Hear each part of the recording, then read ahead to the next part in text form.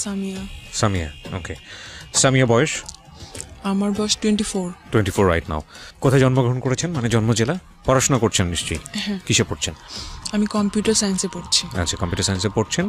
কোনো ইউনিভার্সিটিতে? একটা প্রাইভেট ইউনিভার্সিটিতে। ফাইন। সো আপনি এই অনুষ্ঠানটা শুনেই মূলত আপনি ইন্সপায়ার হন এখানে বলার জন্য, এবং অনেকদিন ধরেই শোনেন, যেটা আপনার সঙ্গে আমার আমি অফিসের কথা। একদম ইন্টার ফার্স্ট ইয়ার থেকে আপনাকে শুনি। ওকে, ইন্টার ফার্স্ট ইয়ার থেকে। ঠিক আছে, চলুন শুরু করা যাক। মানে আপনি তো জানেনই আসলে এখানে কিভাবে বলে। আচ্ছা, যাই হোক, একটু ছোটবেলা থেকে একটু টানি। সেটা হচ্ছে প্রথম থেকে আমি আসলে একটু লক্ষ্মী টাইপের ছিলাম, খেলাধুলা কম করতাম এরকম। তো আমার বাবা আমাকে অনেক আদর করতো, অনেক, মানে সব কিছুতে প্রায়োরিটি দিত। আমি ছোটবেলা থেকে একদম ক্লাস 10 পর্যন্ত আমার রোল ফার্স্ট পজিশনে ছিল। আমার মা হচ্ছে কি আমাকে পড়াতো, সব কিছুই পড়াতো, ড্রয়িং, নাচ, গান, এটা সেটা, ইভেন অভিনয় করা শিখাইতো। কিন্তু আর আমার বাবা হচ্ছে কি আমাকে ইংলিশ পড়াতো এরকম।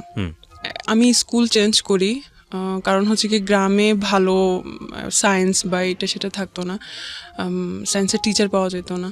তারপরে শহরের স্কুলে যাই। তো আমি বাড়ি থেকে তারপরে 3-4 কিলোমিটার দূরে হচ্ছে গিয়ে শহরের স্কুলে একা একা যাইতাম। তো তখনই আমার বাবা আমাকে মোবাইল দিছিল। আচ্ছা আচ্ছা, ছোটবেলাতেই? হ্যাঁ, দিছিল, কারণ আমাকে অনেক বিশ্বাস করতো। আমার মোবাইলটার প্রয়োজনই ছিল, কারণ আপনি কোথায় আছেন, কি করছেন না করছেন, যাতে আমি জানাতে পারি স্কুলে গিয়ে যে আমি আসছি। আবার ওটার জন্য আমাকে একটা পকেটও বানিয়ে দেওয়া হয়েছিল আমার সালোয়ারের মধ্যে লুকায়া, যাতে আমি ওখানে লুকায় রাখতে পারি, কারণ ওটা অ্যালাউ ছিল না স্কুলে। আমার কোনো ফ্রেন্ড জানতো না, কেউ জানতো না, শুধু আমার মা বাবা জানতো। আচ্ছা। আর হচ্ছে গিয়ে এখন সায়েন্সের টিচার কিভাবে করবে, সো অনেক দূর থেকে আরেকটা শহর সাইডে আরেকটা শহরের স্কুল থেকে 2টা টিচার হচ্ছে গিয়ে আমার জন্য করছিল। তো ওই সময়টা, ওটা হচ্ছে 2011 সালে, ওই সময়টা এটা হচ্ছে গিয়ে অন্যান্য গ্রামের অন্যান্য পাড়া প্রতিবেশীরা দেখে এটা খুব হইতো, আল্লাহ এই মেয়েকে যে বিদ্যাসাগর বানাবে এরকম।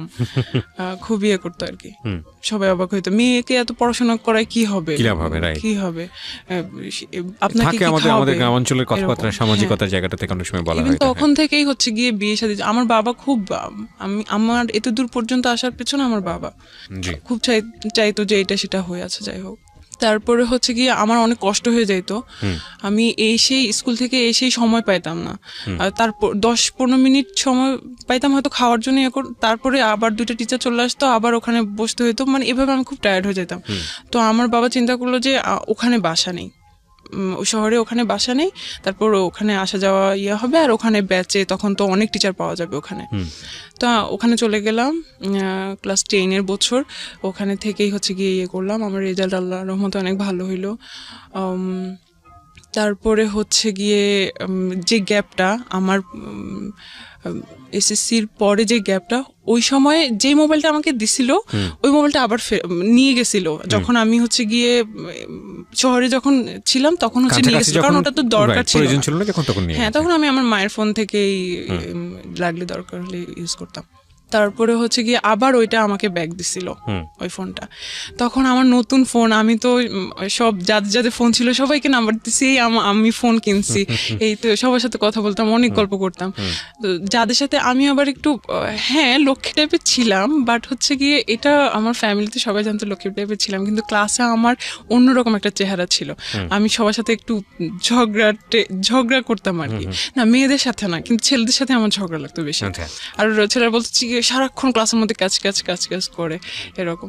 তো কিন্তু যে ছেলের সাথে ঝগড়া লাগতো বা যে ছেলেরা দের সাথে আমি কথা বলতাম না, তাদের সাথেও আমি কথা বলা শুরু করলাম। আমার ফোনে জিজ্ঞেস করতাম, তোরা কই ভর্তি হবি, কিসে ফর্ম তুলছস, এরকম আর কি।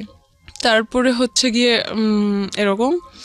তো একটা সময় একটা রং নাম্বারে কল আসে, আমাকে বলে যে আমাকে সে চিনে, আমার স্কুলেরই বড় ভাই, মানে আগের ব্যাচের, 2010-এর ব্যাচ। সো আমি বলছি আচ্ছা ঠিক আছে, কোত্থেকে নাম্বার পাইলেন, বললো হাবিজাবি বললো আর কি, মানে বুলচুল, মানে কি আমার ভাইয়ের কাছ থেকে না কোথা থেকে নিছে কি, যাই হোক আমি এখন মনে করতে পারতেছি না। তো আমি খুব মানে গল্পবাদ ছিলাম আর মানে খুব টকেটিভ ছিলাম আর মানে সেই রকম কথাবার্তা বলতাম। আমার মা তেমন মানা করতো না কারণ হচ্ছে গিয়ে আমি পড়ার সময় পড়তাম, সবকিছুই আমার ভালো ছিল, কিন্তু ভাবতো যে বাসায় আমার বাবা বাসায় কিন্তু আমাদের ছোটবেলা থেকে টিভি নাই। আমার বাবা বলতো যে টিভি দেখলে ছেলে মেয়েদের পড়াশোনা নষ্ট হয় আর ছেলে মেয়েরা নষ্ট হয়ে যায়। ইভেন আমার নানা বাড়িতে আমাদের কখনো যাইতে দিত না, খুব অন্যরকম ছিল। আচ্ছা যাই হোক, তো বাসায় টিভি নাই, কিছু নাই। আচ্ছা থাক, ছেলে মেয়েদের তার ক্লাসমেটদের সাথে গল্প করুক, আমি আমার মায়ের সাথেই গল্প করা শুরু করলাম, এটা সেটা অনেক কাহিনী। তারপরে হচ্ছে গিয়ে কোনো প্রেমের কথা বলতাম না, অনেক গল্প, মানে কি কোথা থেকে আসে মানে অন্যরকম এরকম আর কি।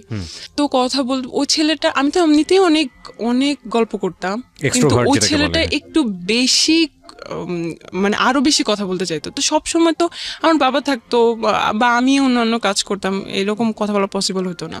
আচ্ছা যাই হোক, তারপর আমার বাবা আমাকে ঢাকায় পাঠিয়ে দিল আমার এইচএসসির জন্য, কারণ আমার সবসময় আমার বাবারও ইচ্ছা ছিল ঢাকায় পড়াশোনা করব, বেশি ভালো পড়াশোনা করব এরকম।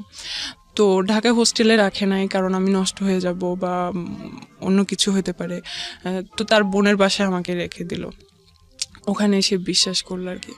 তো ওখান থেকেই হচ্ছে আমার শুরু, মানে বাবা মা ছাড়া যেরকম মানে সব পেয়ে গেছি এরকম ফ্রিডম যেটাকে বলে। হ্যাঁ ফ্রিডম। ওরা, আমি আগে একটু বলি, ওরা আমার লোকাল গার্ডিয়ান, প্লাস ওরা আমাকে পড়াইতো, জানতো আমি অনেক ভালো স্টুডেন্ট। আর তাছাড়া আমি ক্লাস 7 থেকে 8 ওঠার সময় আমি একবার আমার ফুফুর বাসায় 1.5 মাস ছিলাম। ওই 1.5 মাসে আমার ফুফাতো ভাই দেশে ছিল। আচ্ছা সে এখন হচ্ছে গিয়ে বাইরে। তো আমার ফুফাতো ভাই, ফুফু, তারপর দুলা ভাইয়ের ভাই, উনিও আসতো এই বাসায়। সবাই মিলে একসাথে আমার ম্যাথ বই একদম, কেউ পাটিগণিত ধরতো, কেউ এই চ্যাপ্টার ধরতো, কেউ বীজগণিত ধরতো, কেউ জ্যামিতি ধরতো, একবার মানে ওই 1.5 মাসে আমার সব মানে কভার করে দিছিল আর কি। তো যখন গেছি তখন আবার মানে পড়াশোনার জন্য অন্যরকম।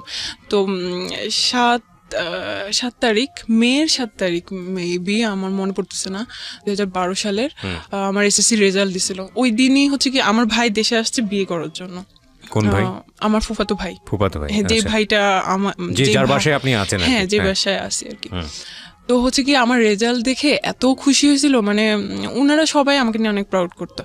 আর ওই মার্কশিটটা নিয়ে আমার সেই নতুন ভাবিকে দেখা, বলছে দেখো আমার বোন একদম সব সাবজেক্টে A+ পাইছে, শুধু একটুর জন্য ইস এরকম করতেছে, মানে উনি খুব এক্সাইটেড। যাই হোক, তো ওই ছেলেটার সাথে আমার কথা চলতেই আছে। ওই ছেলেটার একটা মানে আপনার স্কুলের সিনিয়র ভাই, হ্যাঁ, ওর নাম কি ছিল? তো ওর সাথে কথা চলতেছিল। ওর একটা সমস্যা হচ্ছে গিয়ে, ও হ্যাঁ বুঝতাম ও বেশি উইক হয়ে পড়তেছে। ও করতো কি, ও ফ্রি মিনিট কিন্তু, তারপরে হচ্ছে কি অনেক মেসেজ জমা হইতো, মিনিট দিয়ে তো কথা বলতো, কিন্তু মেসেজ তো আর পাঠানো হইতো না কাউকে। সো ওই 500 মেসেজ 600 মেসেজ, ওই সবগুলো মেসেজ ও একসাথে আমাকে পাঠিয়ে দিত। তো এটা আমার জন্য আমার খুব বিরক্ত লাগতো যে ও এইরকম করতেছে কিসের জন্য। কারণ হয়তো কি আমার কাজিন ছিল, ও কারণ ওর ফোন ছিল না, আমার ফোন ছিল। তো হচ্ছে গিয়ে কারো ফোন, মানে আমার ফোন ও ধরতে চাইতো, দেখতে চাইতো যে হ্যাঁ কি আছে বা একটা অন্যরকম সিকিউরিটির একটা ব্যাপার থাকে। হ্যাঁ, তো আমি হচ্ছে গিয়ে মানে সিকিউর ফিল করতাম না, ও যদি দেখে ফেলে এরকম। তারপরে হচ্ছে গিয়ে আমি ওকে মানা করতাম যে এইগুলো কি ধরনের সমস্যা, এই সেই। তারপরে ওই দিন রাত্রে, ওই যেই দিন বিয়ে ছিল, আচ্ছা সেদিন হচ্ছে গিয়ে বর বউ হচ্ছে গিয়ে যখন যায় না, মানে যে ঘরটা সাজানো থাকে ওই ঘরে যায় ছবি তোলার জন্য, তাদের পার্সোনাল ছবি তোলার জন্য বা রোমান্টিক ছবি তোলার জন্য। তো আমার ভাই আর ভাইয়ের বউকে হচ্ছে কি ওই রুমে পাঠানো হলো। তো আমরা কয়েকজন যাইতে চাইছিলাম আর কি ওই রুমে। তো একটা ছেলে ক্যামেরা গলায় ঝুলানো, সে বলতেছে না এদিকে যাওয়া যাবে না, এদিকে যাওয়া যাবে না। আমার না, আমি কিছুই বলি নাই, কারণ ওই বিয়ে নিয়ে আমি খুব এক্সাইটেড ছিলাম। আমি ফার্স্ট ওই বিয়েতে শাড়ি টাড়ি পরি আমি, কারণ অন্য কোনো বিয়েতে আমাকে যাইতে দেওয়া হয় না, এটাই হচ্ছে গিয়ে প্রথম। তো আমি তাকে কিছুই বলি নাই, আমি জাস্ট মনে মনে বলতেছিলাম, ভাব কি ক্যামেরাম্যান হয়ে তার মনে হয় আত্মীয় হচ্ছে আমার, আমি যেখানে খুশি সেখানে যাব, সমস্যা কোথায়। তো আমি তাকে ভাবলাম যে সে ক্যামেরাম্যান। তারপরে হচ্ছে গিয়ে একটু কি ওই ছেলেটাকে আমি এই ফার্স্ট দেখি। তারপরে হচ্ছে এদিকে রাত্রে যখন আমি আসি ফোন চেক করি, তারপরে দেখি যে সেই নাসির আমাকে এতগুলা মেসেজ পাঠাইছে, সব লাভ কোয়েটস। তারপরে আমি ওকে বলতেছি যে কি সমস্যা কি, মানে আমি তো বলছি যে আমি আজকে বিজি থাকবো, কথা বলতে পারবো না, প্লাস এগুলো কি। তারপর ওই দিনও আমাকে বলে যে আমি আসলে রিলেশন করতে চাই তোমার সাথে, এটা এভাবে আর কি প্রপোজ করে। তোমার কি মাথা নষ্ট, আমি তো তোমাকে এখনো দেখি নাই। কারণ আমার ভিতরে এরকম কিছুই ছিল না, আমি তো শুধু গল্পের তালেই আছি, মানে আমার ও ধরনের কোনো ফিলিংস ছিল না, প্রেম করবো বা এরকম কোনো ইন্টেনশন আমার ছিল না। আমি তোমাকে এখনো দেখি নাই, তুমি কিরকম না কি উল্টাপাল্টা না দেখা কি বলছো। আচ্ছা ঠিক আছে, তাহলে একটা কাজ করি, আমরা ছবি পাঠাই, তুমিও পাঠাবো আমি পাঠাবো এট এ টাইম। তো MMS এ আমরা ছবি পাঠাইলাম একসাথে। ওর ছবিটা আমি যখন দেখলাম ভাই আমার ভালো লাগে নাই, ও কালো ছিল আর চিকনা চাকনা শুকনা টুকনা ছিল, আপনি ইমপ্রেস হননি। হ্যাঁ, যাই হোক। তারপর হচ্ছে আমি বলতেছিলাম যে না আমি রিলেশন করবো না, আমার ভালো লাগতেছে না। তো বলছে আচ্ছা ঠিক আছে, তাহলে সরাসরি দেখা করি, তাহলে হয়তো কারণ আমার ছবিতে হয়তো ভালো দেখা যাচ্ছে না বা এই সেখানটা। তারপরে হচ্ছে গিয়ে কিন্তু কথা চলতেছে। তারপরে হচ্ছে গিয়ে একদিন দেখা করি, এমন একটা জায়গায় দেখা করি যে এই জায়গাটায় হচ্ছে গিয়ে আমার এই আত্মীয় ওই দিক দিয়ে হয়তো যাবে, ওই দিক দিয়ে যাবে, দেখতে পারবে, আমার কলেজেরই পাশে। তো আমি হচ্ছে গিয়ে মানে হাঁটতে হাঁটতে কথা বলি আর কি তার সাথে। তো তখনও আমার ভালো লাগে না। তার সাথে তার একটা মামা আসছিল, তার মামাকে মামা বলতে কি মানে ফ্রেন্ড টাইপের মামা থাকে না, ইয়াং মামা আর কি। তারপরে হচ্ছে কি আমার ওর থেকে ওর মামাকেই বেশি পছন্দ হয়েছে। আমি যে না দরকার নাই। তো আমি এই জিনিসটা হচ্ছে গিয়ে ততদিনে আমার ফ্রেন্ড হয়ে গেছে আমার কলেজে, আমি আমার ওই ফ্রেন্ডের কাছে শেয়ার করছি যে এই অবস্থা, কি করব। বলতেছে আচ্ছা একটা প্ল্যান করি। তো ও তো আসলে আমার এজেরই ছিল, ওর মাথায় আর কিরকম একটা বুদ্ধি আসবে। ও আমাকে বলতেছে যে আচ্ছা ওই ছেলেটাকে বল যে তুই কয়েকদিন পর মারা যাবি, তুই অসুস্থ, হ্যান ত্যান। তো আমিও ওইটাই বলছি। বলার পরে হচ্ছে গিয়ে আমি জানি না বিশ্বাস করছে না বিশ্বাস করে নাই, আমি জানি না। ও আমাকে বলছে আচ্ছা ঠিক আছে, তুমি যতদিন বাঁচো ততদিনই আমি থাকবো, ততদিনে আমি ইগনোর করি আর কি ওকে, ভালো লাগে না, আমি ইগনোর করি। তারপরে হচ্ছে গিয়ে তারপর ও মেসেজ দিয়ে যায় অনেক ইমোশনাল এটা সেটা। তারপরে হচ্ছে আমি ওকে ও যখন ফোন দেয় তখন আমি আমার ওই বান্ধবীকে কনফারেন্সে রাখি, আমরা ইচ্ছা মতো তাকে গালি দেই আর মানে খুব ইনসাল্ট করি যে তুই হোয়াটএভার দ্য সিচুয়েশন ইজ। আপনারা চাচ্ছিলেন যে পুরোপুরি ওকে অ্যাভয়েড করতে, কিন্তু ও ততই আপনাদের বেশি অনেক বেশি। হ্যাঁ, ওকে, তারপর কি হলো? আমি ওর বান্ধবীকে দিয়ে ওকে অনেক মানে অনেক কিছু বলছি, কালো এই সেই হ্যান ত্যান, তো লজ্জা লাগে না এই সেই এগুলো আর কি। তারপর অনেক কষ্ট পাইছে, কয়েকদিন বন্ধ থাকে, আবার কয়েকদিন পর পর কল দেয়। ততদিনে হচ্ছে আমি আমার এমনি আমার যে বান্ধবী তার ফ্রেন্ডদের সাথে আমার ফ্রেন্ডশিপ হয়ে গেছে, তার কিছু ছেলে ফ্রেন্ড আছে, ওদের সাথেও আমার ফ্রেন্ডশিপ হয়ে গেছে, অনেক ভালো ফ্রেন্ডশিপ। আমরা ঘুরতে যাই, ওর বার্থডে থাকে, আমার বার্থডে থাকে, ওই বার্থডেতে ঘোরাফেরা করি, ইভেন আমি তাদের সাথে কথা বলি। এটা কিন্তু আমার ফ্যামিলিতে আমার ফুফু জানে, দেখে আমি কথা বলি এসে। তো আমার ফুফু হচ্ছে গিয়ে এগুলো পছন্দ করে না, ছেলেদের সাথে এত কথা কিসের এসে, বুঝতেই পারতেছেন আমি এত কথা কিসের এসে। তো আমি হচ্ছে গিয়ে মাঝে মাঝে মনে মনে বলি আশ্চর্য, ছেলে ফ্রেন্ড তো থাকতেই পারে, সমস্যা কি এই সেই। কিন্তু তখন আপনি ইন্টারে ভর্তি হননি? ইন্টার ফার্স্ট ইয়ার আমি পড়ছেন। ওকে। তারপরে হচ্ছে গিয়ে এই তো কয়েকদিন পরে 3-4 মাস পরে যখন আমার ভাইয়ের বিয়ের 4-5 মাস পরে, হ্যাঁ, প্রায় যাই, 3 তলায় যাই, আমার ভাবির সাথে গল্প করি, অনেক গল্প করি। তারপরে একদিন গেলাম 4-6 মাস পরে, একদিন যে দেখি ওই ক্যামেরাম্যানটা বসে বসে এরকম করে ফোন চাপতেছে। তো আমি বলছি আল্লাহ, ও এখানে কি? আমি ভাবিকে জিজ্ঞেস করছি ভাবি ও এখানে কি করে? তো বলতেছে ও তো আমার ভাই। ও আচ্ছা, ভাই মানে কি আপন ভাই? তার আপন ভাই।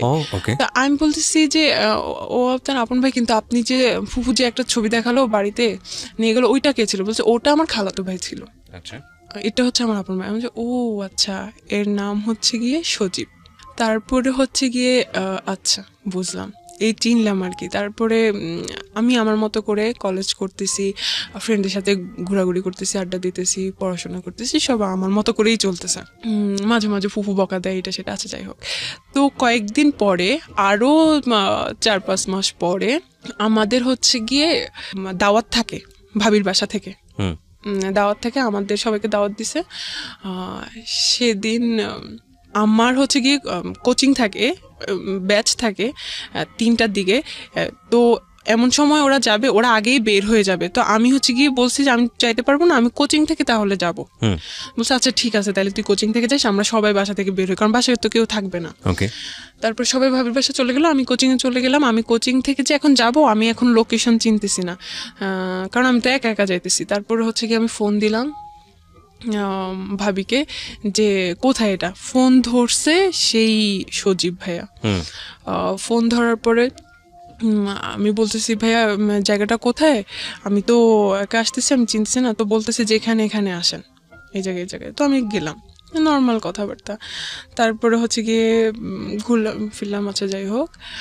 এর ফাঁকে কয়েকদিন পরে আমার ইন্টার ফার্স্ট ইয়ার ফাইনাল পরীক্ষা দিলাম। দেওয়ার পরে আমি চিন্তা করলাম যে আমি এখানে আসলে পড়াশোনা করতে পারতেছি না। আমার 2টা ভাগ্নি আছে না, ওরা অনেক ফ্রেন্ডলি, ডিস্টার্ব তেমন না, মানে আমি ফিল করতেছিলাম আর কি যে ডিস্টার্ব হচ্ছে বা আমি ভালোভাবে পড়াশোনা করতে পারতেছি না। তো আমার বাবা চিন্তা করলো যে আচ্ছা ঠিক আছে, যে যদি রেজাল্ট ভালো না করে তাহলে ঢাকায় এত কষ্ট করে টাকা পয়সা খরচ করে কি। তো আমার বাবা কি করছে, আমার জন্য একটা বাসা নিছে।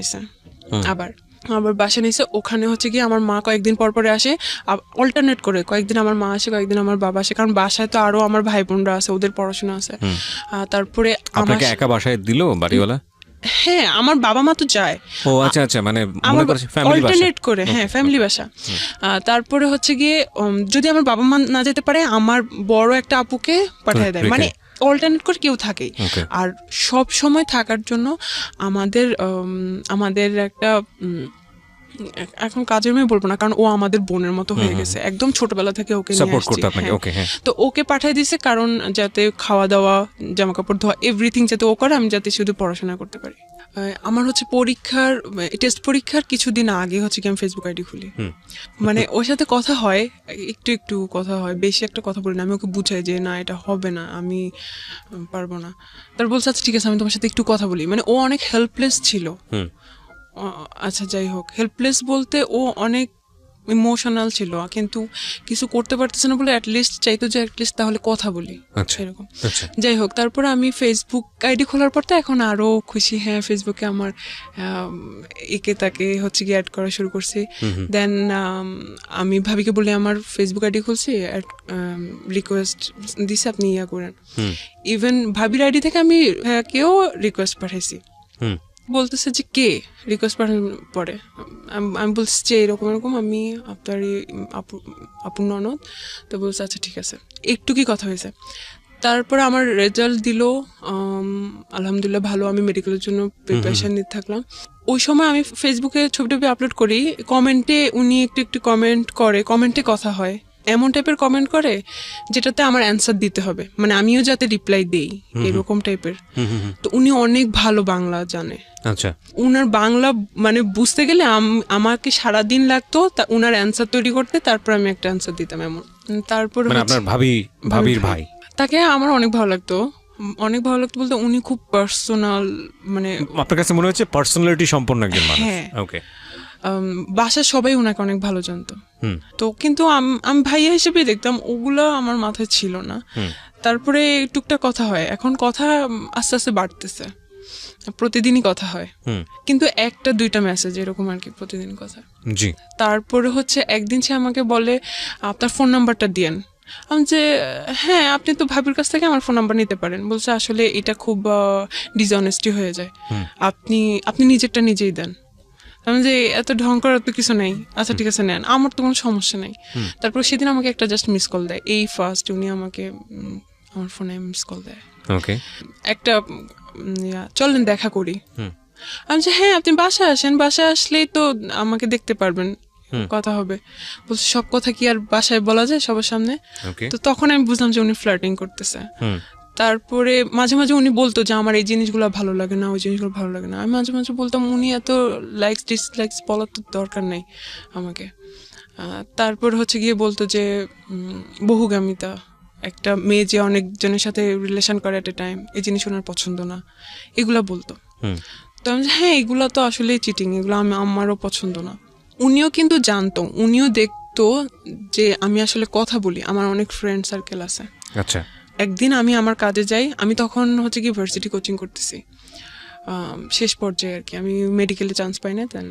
তো উনি একদিন আমি বাইরে যাই আমার কোচিংয়ে কাজে, তখন আমাকে সেকেন্ড কল করে, বলছে আপনি কোথায়, আমাকে বেআইন বলে ডাকতো, বেআইন আপনি কই এরকম। তা আমি বলতেছি যে এই তো আমি কাজে আসছি এখানে। বলছে আল্লাহ আপনি ওখানে দাঁড়ান, আমিও আসতেছি, দেখা করি চলেন। আচ্ছা, আমি বলছি না না দরকার নেই প্লিজ, কেউ দেখে ফেলবে, সমস্যা, বাইরে দেখা করা ঠিক না, আপনি বাসায় আসেন। বলছে না সমস্যা না, আপনি থাকেন, কেউ দেখবে না। ওই দিন শুক্রবার ছিল। আচ্ছা, দেন হচ্ছে কি উনি আসে, আমি বলছি আচ্ছা ঠিক আছে আপনি একটু ওয়েট করেন, আমি একটু কাজ ছেড়ে নিই। বলছে আচ্ছা ঠিক আছে আপনি সময় নেন। আসলে কিন্তু উনি ওখানে ছিল না, উনি একটু দূরে ছিল, ওখান থেকে আসতেছে, কিন্তু বললো যে ওখানেই আছে। তারপরে হচ্ছে গিয়ে দেখা হইলো, তো বলতেছে যে কই যাই বলেন, এখানে তো রিস্কি, এখানে তো কথা বলা যাবে না, চলেন বসি কোথাও কথা বলি। তাই আমি বলছি কোথায় যাবেন, কাছে দাঁড়ে কোথাও প্লিজ, দূরে না। তো উনি বল চলেন কলাবাগান যাই। ফার্স্ট আমি কলাবাগানের নাম শুনি, ওকে, ঢাকার কলাবাগানের নাম শুনি, হ্যাঁ। তারপরে উনি হচ্ছে গিয়ে একটা বাস নেয়, আমি বাসে কেন যাইতে হবে এত দূরে, তাইলে তা আমি ভাবছি যে আচ্ছা ঠিক আছে কাছে কোথাও এরকম। তারপর আচ্ছা ঠিক আছে, এখন বাস যাইতেই আছে আসতেছে না। তারপর আমি বলতেছি যে কি ব্যাপার এত দূরে কেন? বলছে আরে সমস্যা নেই চলে আসবে, এখন জ্যাম তো রাস্তায়, হ্যান ত্যান এসে এগুলো বলতেছে। শুক্রবার কিন্তু কোনো জ্যাম ট্যাম ছিল না, বা উনি মানে উল্টাপাল্টা বুঝাইতেছে আর কি। তো উনি এর আগে আমাকে বলছিল যে বেআইন একটা গার্লফ্রেন্ড জোগাড় করে দিয়েন, এই সেই হ্যান ত্যান। তা আমি বলতেছি আমার একটা ফ্রেন্ড আছে, প্রেম করবেন, একটা নাম, ওকে আমি বললাম, ছবি দিলাম কি ওর সাথে আমার ছবি আমি ফেসবুকে অলরেডি আপলোড করছিলাম। মানে এটা তো আলটিমেটলি আপনার ফ্রেন্ড আপনাকে বলে না যে সে কারোর সঙ্গে লাভ করবে, আপনি এমনিতেই এটা বলেছেন? আমি ওকে বলতেছি করবেন নাকি, তা আমি ওকে বলবো এরকম। তো বলতেছে যে আমি ওকে বলছি যে আমার এরকম একটা বেআই আছে এরকম, বলছে ওরে দিস আমাকে, মানে দেখি কথা বলি আগে, ইয়ে দিস ফেসবুক আইডি দিস, আমাকে বলিস রিকোয়েস্ট পাঠাতে। এখন তার ইগোতে প্রবলেম, কেন আমি রিকোয়েস্ট পাঠাবো, তাকে বললেন আমার কথা, সে জানি আমাকে রিকোয়েস্ট পাঠাবেন, যে এটা কোনো কথা, আপনি প্রেম করবেন আপনি নিজে থেকে যাই করেন, আমি এত কিছু করতে পারবো না। ওকে, এটা কি আপনার ফ্রেন্ডকে বলা ছিল নাকি জাস্ট আপনারা নিজেরাই কথোপকথন করছেন? না আমি আমার ফ্রেন্ডকেও বলছি যে আমার একটা বেআই আছে এরকম এরকম, সে তোমার ব্যাপারে ইন্টারেস্টেড, হ্যাঁ তোকে পছন্দ করে, প্রেম করবি। তো বলছে ওকে আমাকে মেসেজ পাঠাতে বললো। তারপর আমি বলছি যে অ্যাটলিস্ট আপনি হাই পাঠান, তাইলে কথা বা রিকোয়েস্ট পাঠান। তো সে মনে হয় রিকোয়েস্ট পাঠাইছে কিনা আমি আসলে ভুলে গেছি, রিকোয়েস্ট পাঠাইছে মনে হয়, ও মনে হয় অ্যাকসেপ্ট করে নাই বা মেসেজের আসে বা এরকম কিছু একটা, যাই হোক। তারপরে হচ্ছে গিয়ে তো যখন বাসে আমরা পাশাপাশি বসে আছি তখন হচ্ছে গিয়ে বলছে আপনার সে ফ্রেন্ডটাকে আবার দেখি। তো আমি হচ্ছে কি মোবাইল নিয়ে এভাবে দেখাইতেছি আর কি, দেখেন সে কি করতেছে, মোবাইলটা কেমন যেন একটু হাতাহাতি, আমার মোবাইল টেনে নিয়ে উনি আরো ছবিগুলা চেক করতেছে। আমি বলছি ভাই এটা কি ধরনের, আপনি আমার হাতে থাকুক, আপনি এভাবে দেখেন। তারপরে আরো ছবি যে চেক করতেছে, ওখানে আমি সহ যে ছবিগুলো ওগুলাকে ভালো করে জুম করে করে আমার ছবিগুলো দেখতেছে। হ্যাঁ এই মেয়েটাও ভালো। তারপরে হচ্ছে গিয়ে আমি বলছি দেখেন ভালো লাগতেছে না, আপনি ফোন দেন, বলে নিয়ে গেছি আমি এরকম, যাই হোক। তারপরে ওখানে নামছি, নেমে দেখি এটা হচ্ছে ধানমন্ডি লেক আমি চিনি, ওটাকে রবীন্দ্র সরোবর বলে। আমি আমার মামা আর মামার গার্লফ্রেন্ডের সাথে ওখানে গেছিলাম। তারপরে হচ্ছে গিয়ে আপনি আমাকে ধানমন্ডি লেকে নিয়ে গেছেন, বলছে আপনি জানেন না এটাকে কলাবাগান বলে। এসে বলছি না আপনি তো আমাকে বলেন নাই। তারপর আচ্ছা যাই হোক, বলছে আচ্ছা ঠিক আছে একটু থাকি তারপর চলে যাবো। আমি আপনি আমাকে এত দূরে নিয়ে আসছেন, আমাকে এখনই যাইতে হবে, এরকম আমি ইয়ে করতেছি। তারপর হচ্ছে গিয়ে ওখানে আমরা 10-15 মিনিট বসি, ওখানে যে বসি আমার মুখে মুখোশ দেওয়া ছিল। তো উনি বলছে আমি এরকম মুখ না দেখে কথা বলতে পারি না। উনি খুব কেমন যেন, মুখোশ না বলে নিকাব বলি, হ্যাঁ নিকাব ছিল, হ্যাঁ মুখোশ সাউন্ড ব্যাড।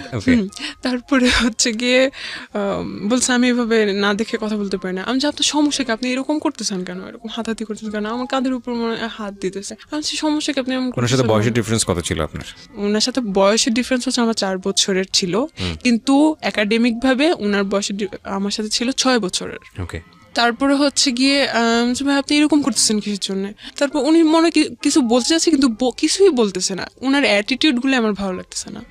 আমি খুব করি, আপনি এখন যাবেন, আমার দেরি হয়ে যাইতেছে, ফুপু বকা দিবে।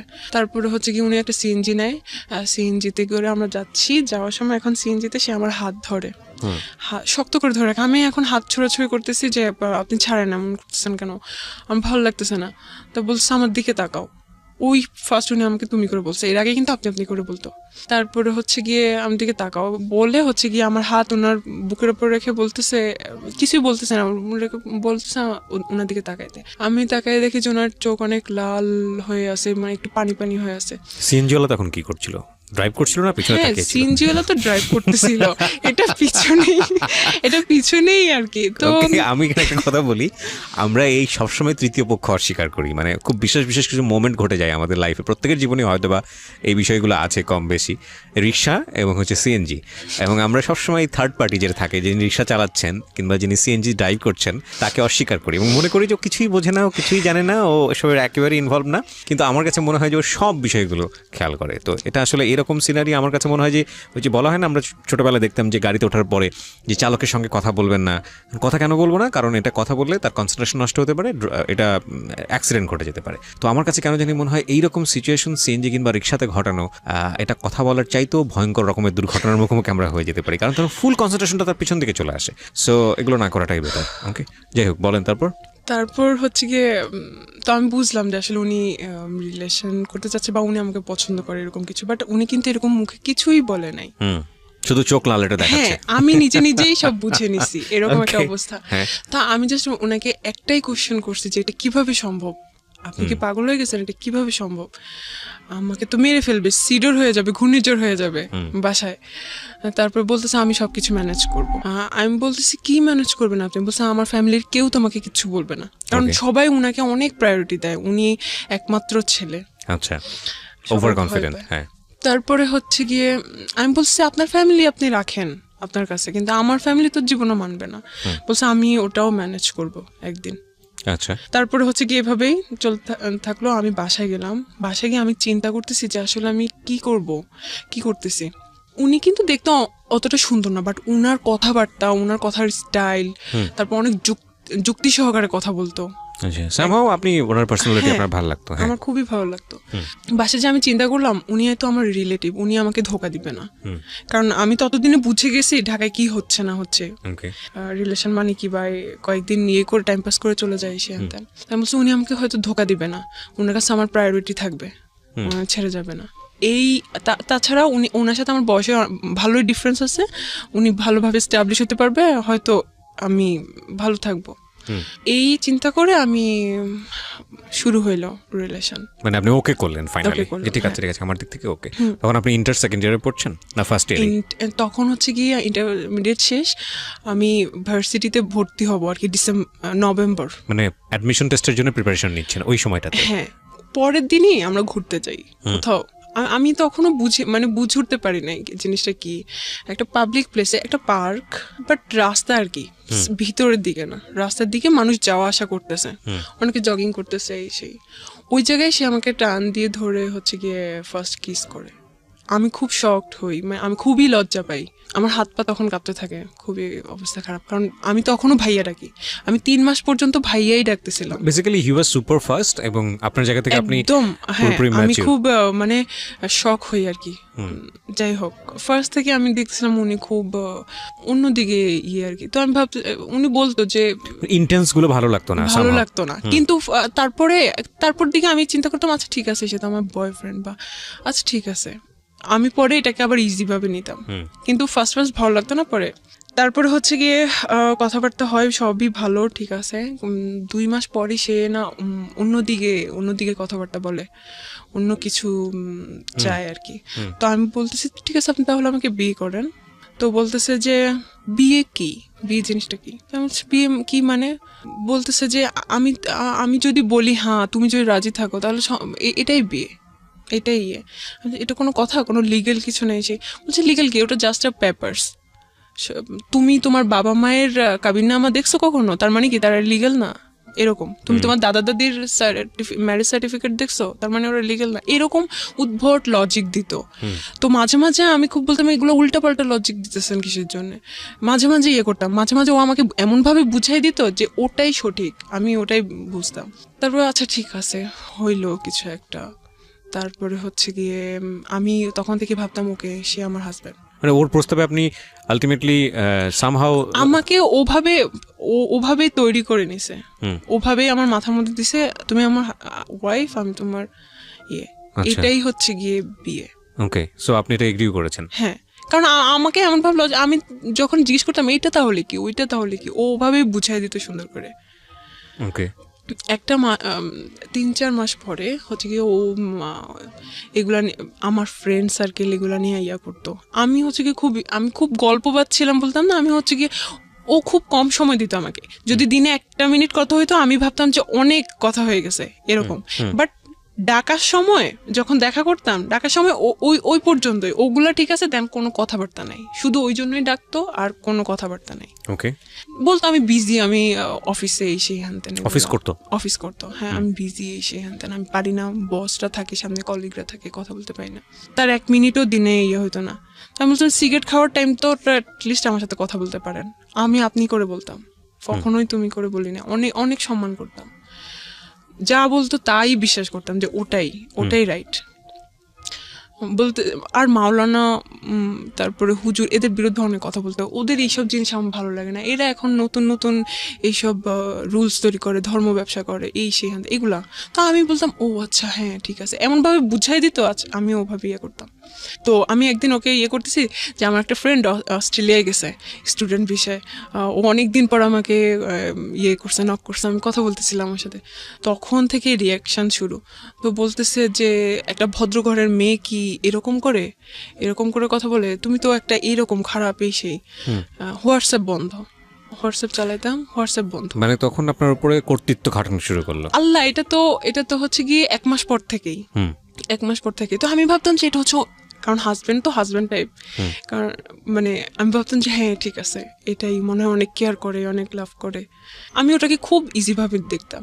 তারপরে হচ্ছে গিয়ে একদিনে যাওয়ার আগে আমি একটা কথা বলি, সেটা হচ্ছে যে এটা বোধহয় বাই ন্যাচারালি সত্য। অ্যারিস্টোফেনাস নামে খুব বড় একজন ফিলোসফার ছিলেন, আমি যদি ভুল না করে থাকি নামটা, তার একটা লেখাতে পড়েছিলাম যে বেসিক্যালি গার্লস যে কোয়ালিটি, সেই কোয়ালিটিতে কিছু কিছু জিনিস গার্লসদের মধ্যে সেম, মানে মেয়েদের মধ্যে এই জিনিসটা সেম, মোরাললেস। সেটা হচ্ছে দে আর ভেরি মাচ ইমোশনাল, এবং আবেগ দিয়ে তাদের পুরো দুনিয়াটা নিয়ে নেওয়া যায়। হ্যাঁ, আপনি যদি মানে আমি এখানে অনেক মেয়েরাই শুনছেন, সে কারণে হয়তো বা শুনে সতর্ক হবেন। সেটা হচ্ছে একটা ছেলেকে বোঝার জন্যে বা একটা মানুষকে জীবনে পারফেক্টলি নেওয়ার জন্য অনেকগুলো বিষয় জাজ করতে হয়। তার আগে জীবনের শ্রেষ্ঠ সম্পদটা, যেটা আমাদের রিলিজিয়নে নিষেধ করা হয়েছে, যেটা আমাদের আইনত যায় না, সামাজিকতার জায়গা থেকেও অসামাজিক মনে করা হয়, এই বিষয়গুলো লেনদেনের জায়গাটায় না যাওয়াটাই উত্তম। কেন বলছি যে অনেক ছেলেরা আছে খুব ভালো করে এটা জানে যে একটা মেয়েকে পাওয়ার সর্বোচ্চ জায়গাটা হচ্ছে তাকে ইমোশনালি ট্রাই করা, এবং একটা মানুষকে যখন ইমোশনালি উইক করে ফেলা হয় তখন তার সব কিছুই পাওয়া যায়, এবং সেক্ষেত্রে ইমোশনালি তাকে ওই হাজব্যান্ড বানানো, ইমোশনালি তাকে লাভ করা, এবং তারপরে তার যেটা হাসিল করা এবং হাসিল করে সেখান থেকে সরে পড়া, এবং এগুলো আসলে আমাদের সমাজে অহরহ হচ্ছে। আর এই স্টোরিটা আসলে কোথায় গিয়ে দাঁড়িয়েছে সেটাও আমরা দেখাবো আপনাদেরকে। আমি আরেকটু বলতে চাই, তবে সেই বলার জায়গাটা ওনার বলার পর। হ্যাঁ, ও সবসময় বুঝে তো, ও অনেক রেসপন্সিবল হাজব্যান্ড, অনেক, মানে সবকিছুতে আমাকে গাইড করে। আমিও খুব হ্যাপি ও আমাকে গাইড করে। আপনি তাকে মানে হাজবেন্ড বলছেন, মানে আপনি মন থেকে তাকে হাজবেন্ড হিসেবে করে নিয়েছেন? আমি তো জানি ওটাই বিয়ে।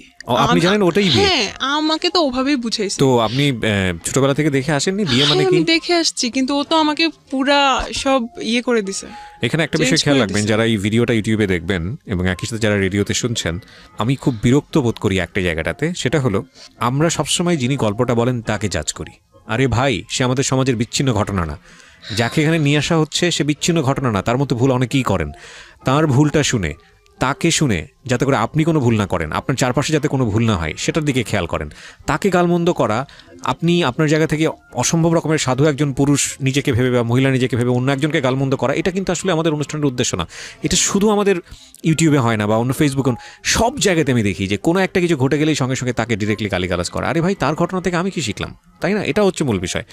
আর ওর বয়সটা খেয়াল করবেন, ও তখন 17-18 বছর বয়সে পড়ে এবং ইমোশনালি ওর একেবারে ইমোশনালি জীবনের সবচাইতে এক্সট্রিম মোমেন্ট। আরেকটা যেটা, সেটা হচ্ছে ওর জীবনের প্রথম লাভ, এবং মানুষ প্রেমে পড়ে কত কি করে সেটা আসলে নতুন করে বলার কিছু নাই। তবে আজকের এটা একদমই ডিফারেন্ট একটা স্টোরি। তো আমি এরকম একটা জানি, ধর্মীয় জ্ঞান যে আমার খুব ভালো আছে তা না, আমি মোটামুটি পড়েছি, আমারও খুব কনজারভেটিভ একটা পরিবারেই বড় হওয়া। আমি যতটুকু জানি যে এরকম একটা হাদিস আছে যে মেয়েদের দিক থেকে বিষয়টা এরকম যে ওই বিয়েই না যদি মেয়ের বাবা সেটাতে রাজি না থাকে এবং মেয়ের বাবা যদি বিয়েটা না দেয়, ওটা কোনো বিয়েই না। রাসূলুল্লাহ সাল্লাল্লাহু আলাইহি ওয়াসাল্লামের একটা হাদিস, আমি যতদূর জানি, আমার জানার মধ্যে ভুলও হতে পারে। আমি এরকম 2টা হাদিস জানি। হ্যাঁ, তো এটাকে আপনি পরে জেনেছেন না আগে জেনেছেন? আমি পরে জেনেছেন। তো এটা মানে ওই বিয়েই না যদি বাপ জীবিত অবস্থায় থাকে এবং ওই বিয়েতে বাবার যদি কোনো সম্মতি না থাকে, বাপ যদি না জানে, যতদিন পর্যন্ত না জানবে ততদিন পর্যন্ত ওটা বিয়ে হয়নি। হ্যাঁ, কি ভয়ঙ্কর! মানে এটা বাংলাদেশের অনেকেই জানেন, আমি বলতে আমার গা শিউরে উঠেছে। তো আপনি যদি ধর্ম মানেন তাহলে এটাই সত্য। তো এই জায়গাটা থেকে আমি বলছি না যে আমি যেটা বলছি আপনাকে সেটা আমি খুব ভালোভাবে জানি, আমি এটুকু জানি, আমি শেয়ার করলাম আপনার সঙ্গে, আপনি চাইলে আরও স্টাডি করে দেখতে পারেন। ওকে, তো আপনি যেটা বলছিলেন যে অ্যাজ এ হাজব্যান্ড হিসেবে এটা করতে ওটা করতে, হ্যাঁ তারপর? আমি ওকে অনেক ভালোবাসা শুরু করছি, কারণ আমার হাজব্যান্ড, অনেক ভালোবাসতাম অনেক। ও যদি বলতো যে এখন বাইর হও, কারণ ও অফিস থেকে আসতে আসতে সন্ধ্যা হয়ে যেত, আমি তখন সন্ধ্যার দিকে টিউশন করতাম, 7টার দিকে, আমার পুকুর বাসার পাশেই, আমি টিউশন করতাম, বেরোয় যেতাম। তো তখন মাঝে মাঝে আমি টিউশনি মিস দিতাম, অথবা আমি ফুপুকে বলতাম যে শুক্রবারে ওকে পড়াই দিব, কারণ পরে আমি মিস দিব আমার পরীক্ষার জন্য। কিন্তু ওই সময় আমি ওকে না পড়াইতে যেয়ে আমি হচ্ছে কি ওর সাথে দেখা করতাম। কোথায় দেখা করতেন? কোথাও চা খাইতে যেতাম রাস্তাঘাটে। আপনার ইন্টেন্স মোমেন্টগুলো কোথায় পাস করতেন? ওটা ওর বাসাতে? হ্যাঁ। তোর বাসায় আর কেউ ছিল না? ওর বাসায় এমন সময় আমাকে ডাকা হতো যখন কেউ থাকতো না। ওটা খুব ব্যাড এক্সপিরিয়েন্স ছিল। আমি যে কিভাবে লুকায় লুকায় যাইতাম, ও আমাকে লুকায় লুকায় ঢুকাইতো, ওটা খুব আমি মাঝে মাঝে খুব গিল্টি ফিল করতাম যে আমি তো ওর ওয়াইফ, তাহলে আমাকে কেন লুকায় লুকায় যাও, আমি নিজে এটা চিন্তা করতাম। আচ্ছা, যাই হোক, তারপরে হচ্ছে 1 মাস পর কি হইলো, না 1 মাস পর না, 2-3 মাস পরে একদিন ওইগুলো জানতো, তো ও নাসিরের ব্যাপারটাও জানলো, তারপরে আমার আরো ছেলে ফ্রেন্ডদের ব্যাপারটা জানলো। জানার পরে হচ্ছে গিয়ে ও খুব সিনক্রেট করলো যে কি এগুলা তুই খারাপ, এই সেই এরকম। তো ওয়াইফ আমার সম্পর্কে কয় বছর পরে এটা? 3-4 মাস পরে। 3-4 মাস পরেই? ওকে, 4 মাসও হয় নাই মনে হয়, 3 মাস পরে। ও একদম রাখবেই না ভাই। আমি ওই দিন কোনো ছেলের জন্য আমি এতটা কান্না করছি, আমার শুধু মনে পড়ে আমি আমার দাদুর মৃত্যুতে এত কান্না করছি। আমি ওর পায়ে ধরে বলতেছিলাম, ও আমাকে ওই দিন, আমি চেয়ারে বসাছিলাম, ও হচ্ছে চেয়ারটা ধাক্কা দিছে, যে অনেক ক্রেজি হয়েছিল, আমি চেয়ার থেকে পড়ে গেছি। তারপরও আমি ওর যে পা ধরতেছি, প্লিজ এরকম কিছু করেন না, আমার লাইফটা শেষ হয়ে যাবে। তারপরে উনি কোনোভাবেই করে নাই। ওই দিন আমি বাধ্য হয়েছি, আমি চলে আসতে। কি করবো, বলতেছি তুই এখান থেকে জানালে আমি তোকে মেরে ফেলবো। তারপর হচ্ছে গিয়ে আমি চলে গেছি বাসায়। আচ্ছা, আমি একটা কথা আপনাকে জিজ্ঞেস করি। একটা যেটা হচ্ছে যে যেই বিয়েটার কথা উনি আপনাকে বলে আপনাকে এই কাজটা করিয়েছে, সেই বিয়েটা নিয়ে আপনার সন্দেহ ছিল বা আপনি হিপনোটাইজ ছিলেন, আমি যে কথাটা যদি মেনেই নেই, তাহলে আপনার ভিতর থেকে কি কখনো এরকম একটা প্রশ্ন আসেনি, প্রচলিত বিয়ে আমাদের যেটা বোঝায় ধর্মীয় রীতি অনুযায়ী, ওই বিয়েটা তুমি যেহেতু করছো তাহলে প্রচলিত বিয়েটাও করে ফেলো, এখানে সমস্যাটা কিন্তু কোথায়? সেটা এখন করবো না, কারণ হচ্ছে গিয়ে এটা জানাজানি হয়ে যাবে ফ্যামিলিতে, আমাদের রিলেশন নষ্ট হয়ে যাবে। তোমার এখনো পড়াশোনা বাকি আছে। তো জানাজানি হবে ফ্যামিলিতে, যে পরেই যেহেতু করবা, তো বিয়ের পরের যেসব বিষয়গুলো সেগুলো বিয়ের পরে করো, বিয়ের আগে করার দরকারটা কি? বাট সে থাকতে পারতেছে না। বিষয়টা হচ্ছে actually this is a very simple logic. একটা ছেলে এবং একটা মেয়ে পরিণত বয়সে পাশাপাশি থাকলে যেই ঘটনাগুলো ঘটার কথা, মূল যে জায়গাটায় গিয়ে সবকিছু থামে, যে জায়গাতে গিয়ে আসলে সবকিছু স্ম্যাশড হয়, সেই জায়গাটাই যাওয়ার রাস্তাটাই আসলে হচ্ছে হলো দুইজন পাশাপাশি থাকা। এবং এই জন্যই বোধ হয় যে মানে ডিস্টেন্স জিনিসটাকে সাপোর্ট করে অনেকেই, যে সম্পর্কের জায়গাটা থেকে ডিস্টেন্স রাখাটা প্রয়োজন। বিয়ের আগ পর্যন্ত যেসব ডিস্টেন্স রাখলে বৈবাহিক পরবর্তী যে সম্পর্কগুলো সেগুলো জীবনে আসে না, সেই ডিস্টেন্সটা রাখা প্রয়োজন। প্রচুর লজিক আছে আসলে, একটু যদি ঠান্ডা মাথায় চিন্তা করেন আজকের এই গল্প। তারপর কি হলো, আপনি মেনে নিলেন এটা? তারপরে আমি চলে গেলাম বাসায়। আর হচ্ছে কি ওই 1 মাস আমার লাইফের খুব টার্নিং পয়েন্ট ছিল ভাইয়া। তখন হচ্ছে গিয়ে আমি যখন ভার্সিটিতে, তখন নতুন নিউ সেমিস্টার, তখন আমাদেরকে মাত্র সি প্রোগ্রামিং শেখাচ্ছে। আমি কিন্তু খুব ভালো স্টুডেন্ট, আমার ভিতরে একটা কম্পিটিশন নিয়ে, আবার যে ওখানে আমাকে ফার্স্ট হইতে হবে, এইরকম একটা মেন্টালিটি নিয়ে আমি ওখানে ভর্তি হয়েছি। ওই প্রোগ্রামিং আমার আর শেখা হয় নাই। ওই 1 মাসে অলরেডি ওরা অনেক দূর আগে গেছে, আমি এখন পর্যন্ত শিখতে পারি। ওটা আমার লাইফে সবচেয়ে বেশি মানে আফসোস যে আমি সি প্রোগ্রামিং শিখতে পারি না।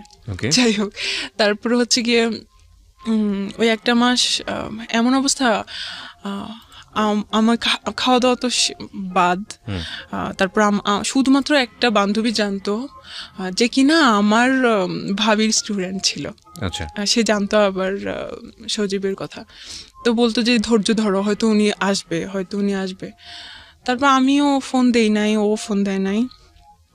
আমি একদিন হচ্ছে গিয়ে 1 মাস পরে একদিন, ওই 1 মাসে হয়তো কি আমি আল্লাহর কাছে দোয়া করতাম, ওর পরে জানি কোনো ছেলে আমার লাইফে না আসে। আমি অন্য ছেলের কাছে যাওয়ার আগে আল্লাহ জানি আমার বডি ডিস্ট্রয় করে দেয়, এ ধরনের দোয়া করতাম আমি। কেন করতেন? আমি চাইতাম না, কারণ যাতে একটা ছেলে আমার লাইফে থাকুক, আমি চাই না। আমার কাছে এটা খুব ঘৃণা লাগতো নিজের কাছে। আর আমি এরকম আমি ওকে অনেক ভালোবাসতাম, হয়তো ভালোবাসা থেকে মনে হতো যে আমি এইভাবেই থাকবো। ওকে, তারপর হয়তো আমি ওকেই ভালোবাসা থাকবো, এরকম মনে হতো। আমার লাইফ পার করে দিবে এভাবে। তারপরে হচ্ছে গিয়ে 1 মাস পরে একদিন সকালবেলা আমি সারা রাত ঘুমাইতে পারতাম না। তখন আমি তাহাজ্জুদ নামাজ পড়েও কান্না করতাম ওর জন্য। তো এভাবে আল্লাহর কাছে দোয়া করতাম, হাজবেন্ড সম্বোধন করে দোয়া করতাম। My goodness. ঠিক আছে, তারপরে হচ্ছে গিয়ে তো রাত্রিবেলা যে ঘুমাইতে পারতাম না, সকালবেলাটা আমি ঘুমিয়ে থাকতাম। তারপরে হচ্ছে গিয়ে ও আমাকে ফোন দিছিল 6টা বাজে তখন দেখা করতে। আল্লাহ আসলে একটা কথা বলি, আল্লাহ ক্ষমাশীল এবং আল্লাহ আমাদেরকে ক্ষমা করেন, পাহাড় পরিমাণ গুনাহ করেও ক্ষমা করেন। আজকের এই গল্পটা যারা শুনছি তাদের জায়গা থেকে আমরা আজকে শিক্ষাটা জায়গাটাই নিব। আমি বারবার বলি, ওকে ইন্ডিকেট করাটা আমাদের গল্পের উদ্দেশ্য না, কারণ ও অনেক বড় একটা লেসন নিয়ে আসছে। আর পুরো গল্পটা আপনারা যখন শুনবেন তখন বুঝবেন যে আসলে ভুলের মাত্রাটা কতটুকু। জি বলেন। তারপর ও যখন আমাকে কল দিছে, আমি পরে 8টা না 9টার দিকে উঠে আমি দেখছি, আল্লাহ ভাই আমি এত খুশি হয়েছি যে আমার লাইফে ও ফিরে আসছে। আমি তো এটাই দোয়া করছিলাম যাতে ও ফিরে আসে। আমি এত খুশি হয়ে গেছি। আমি হচ্ছে গিয়ে কিছু না খেয়ে, তখন আমার পেট খারাপ, মানে ওই 1 মাস আমার পেট খারাপ ছিল, কারণ আমি খাওয়া দাওয়া ঠিক করে করতাম না, সারাদিন না খাওয়া থাকতাম, রাত্রিবেলা এসে খাইতাম, আমার পেট খারাপ হয়ে যেত। তো বলতেছে যে উপরে আসো। আমি যে না, নিচে আসেন কথা বলি। বলছে না, উপরে আসো। তো আমি বুঝতে পারছি যে হয়তো আবার স্টার্ট হবে কিছু। আমি এটাই চাইছিলাম। হয় না, হাজব্যান্ড ওয়াইফের মধ্যে কোনো ঝগড়াঝাটি হয়, তারপর আবার ঠিক হয়ে যায়। তারপর গেলাম, তারপরে হচ্ছে গিয়ে বললো যে আচ্ছা আমি তোমাকে ক্ষমা করে দিছি, আমিও খুশি। তারপরে হচ্ছে গিয়ে আবার স্টার্ট হলো। আবার এর থেকেই শুরু হয়েছে ঝামেলা। স্টার্ট হয়েছে ঠিকই, কিন্তু অনেক ডমিনেট করতে থাকতো। আমি কিছু ঘটনা বলি, এখানে কিছু ঘটনা বলি, তারপরে এটা শেষ করে দেব। সেটা হচ্ছে কি, আমি ইংলিশে কোর্স করতাম রাইটিংয়ে। তো ওখানে হচ্ছে গিয়ে ওদের মধ্যে আমি খুব ভালো পারতাম। তো পরের দিন রেজাল্ট দিল, কিন্তু আমি ওই দিন যাই নাই। ওই দিন রেজাল্ট যেদিন দিছে ওই দিন হচ্ছে গিয়ে আরেকটা আঙ্কেল ওখানে ইংলিশ শিখতো। তো উনি বলতেছে যে কালকে আমি সবাইকে ট্রিট দিব, আইসেন। তো আমি পরের দিনই গেছি। বলছে আপনি তো একটা জিনিস মিস করছেন, গতদিন ছিলেন না, আজকে কিন্তু এই আঙ্কেলটা ট্রিট দিবে, তো আইসেন। ওটা পিঙ্ক সিটিতে।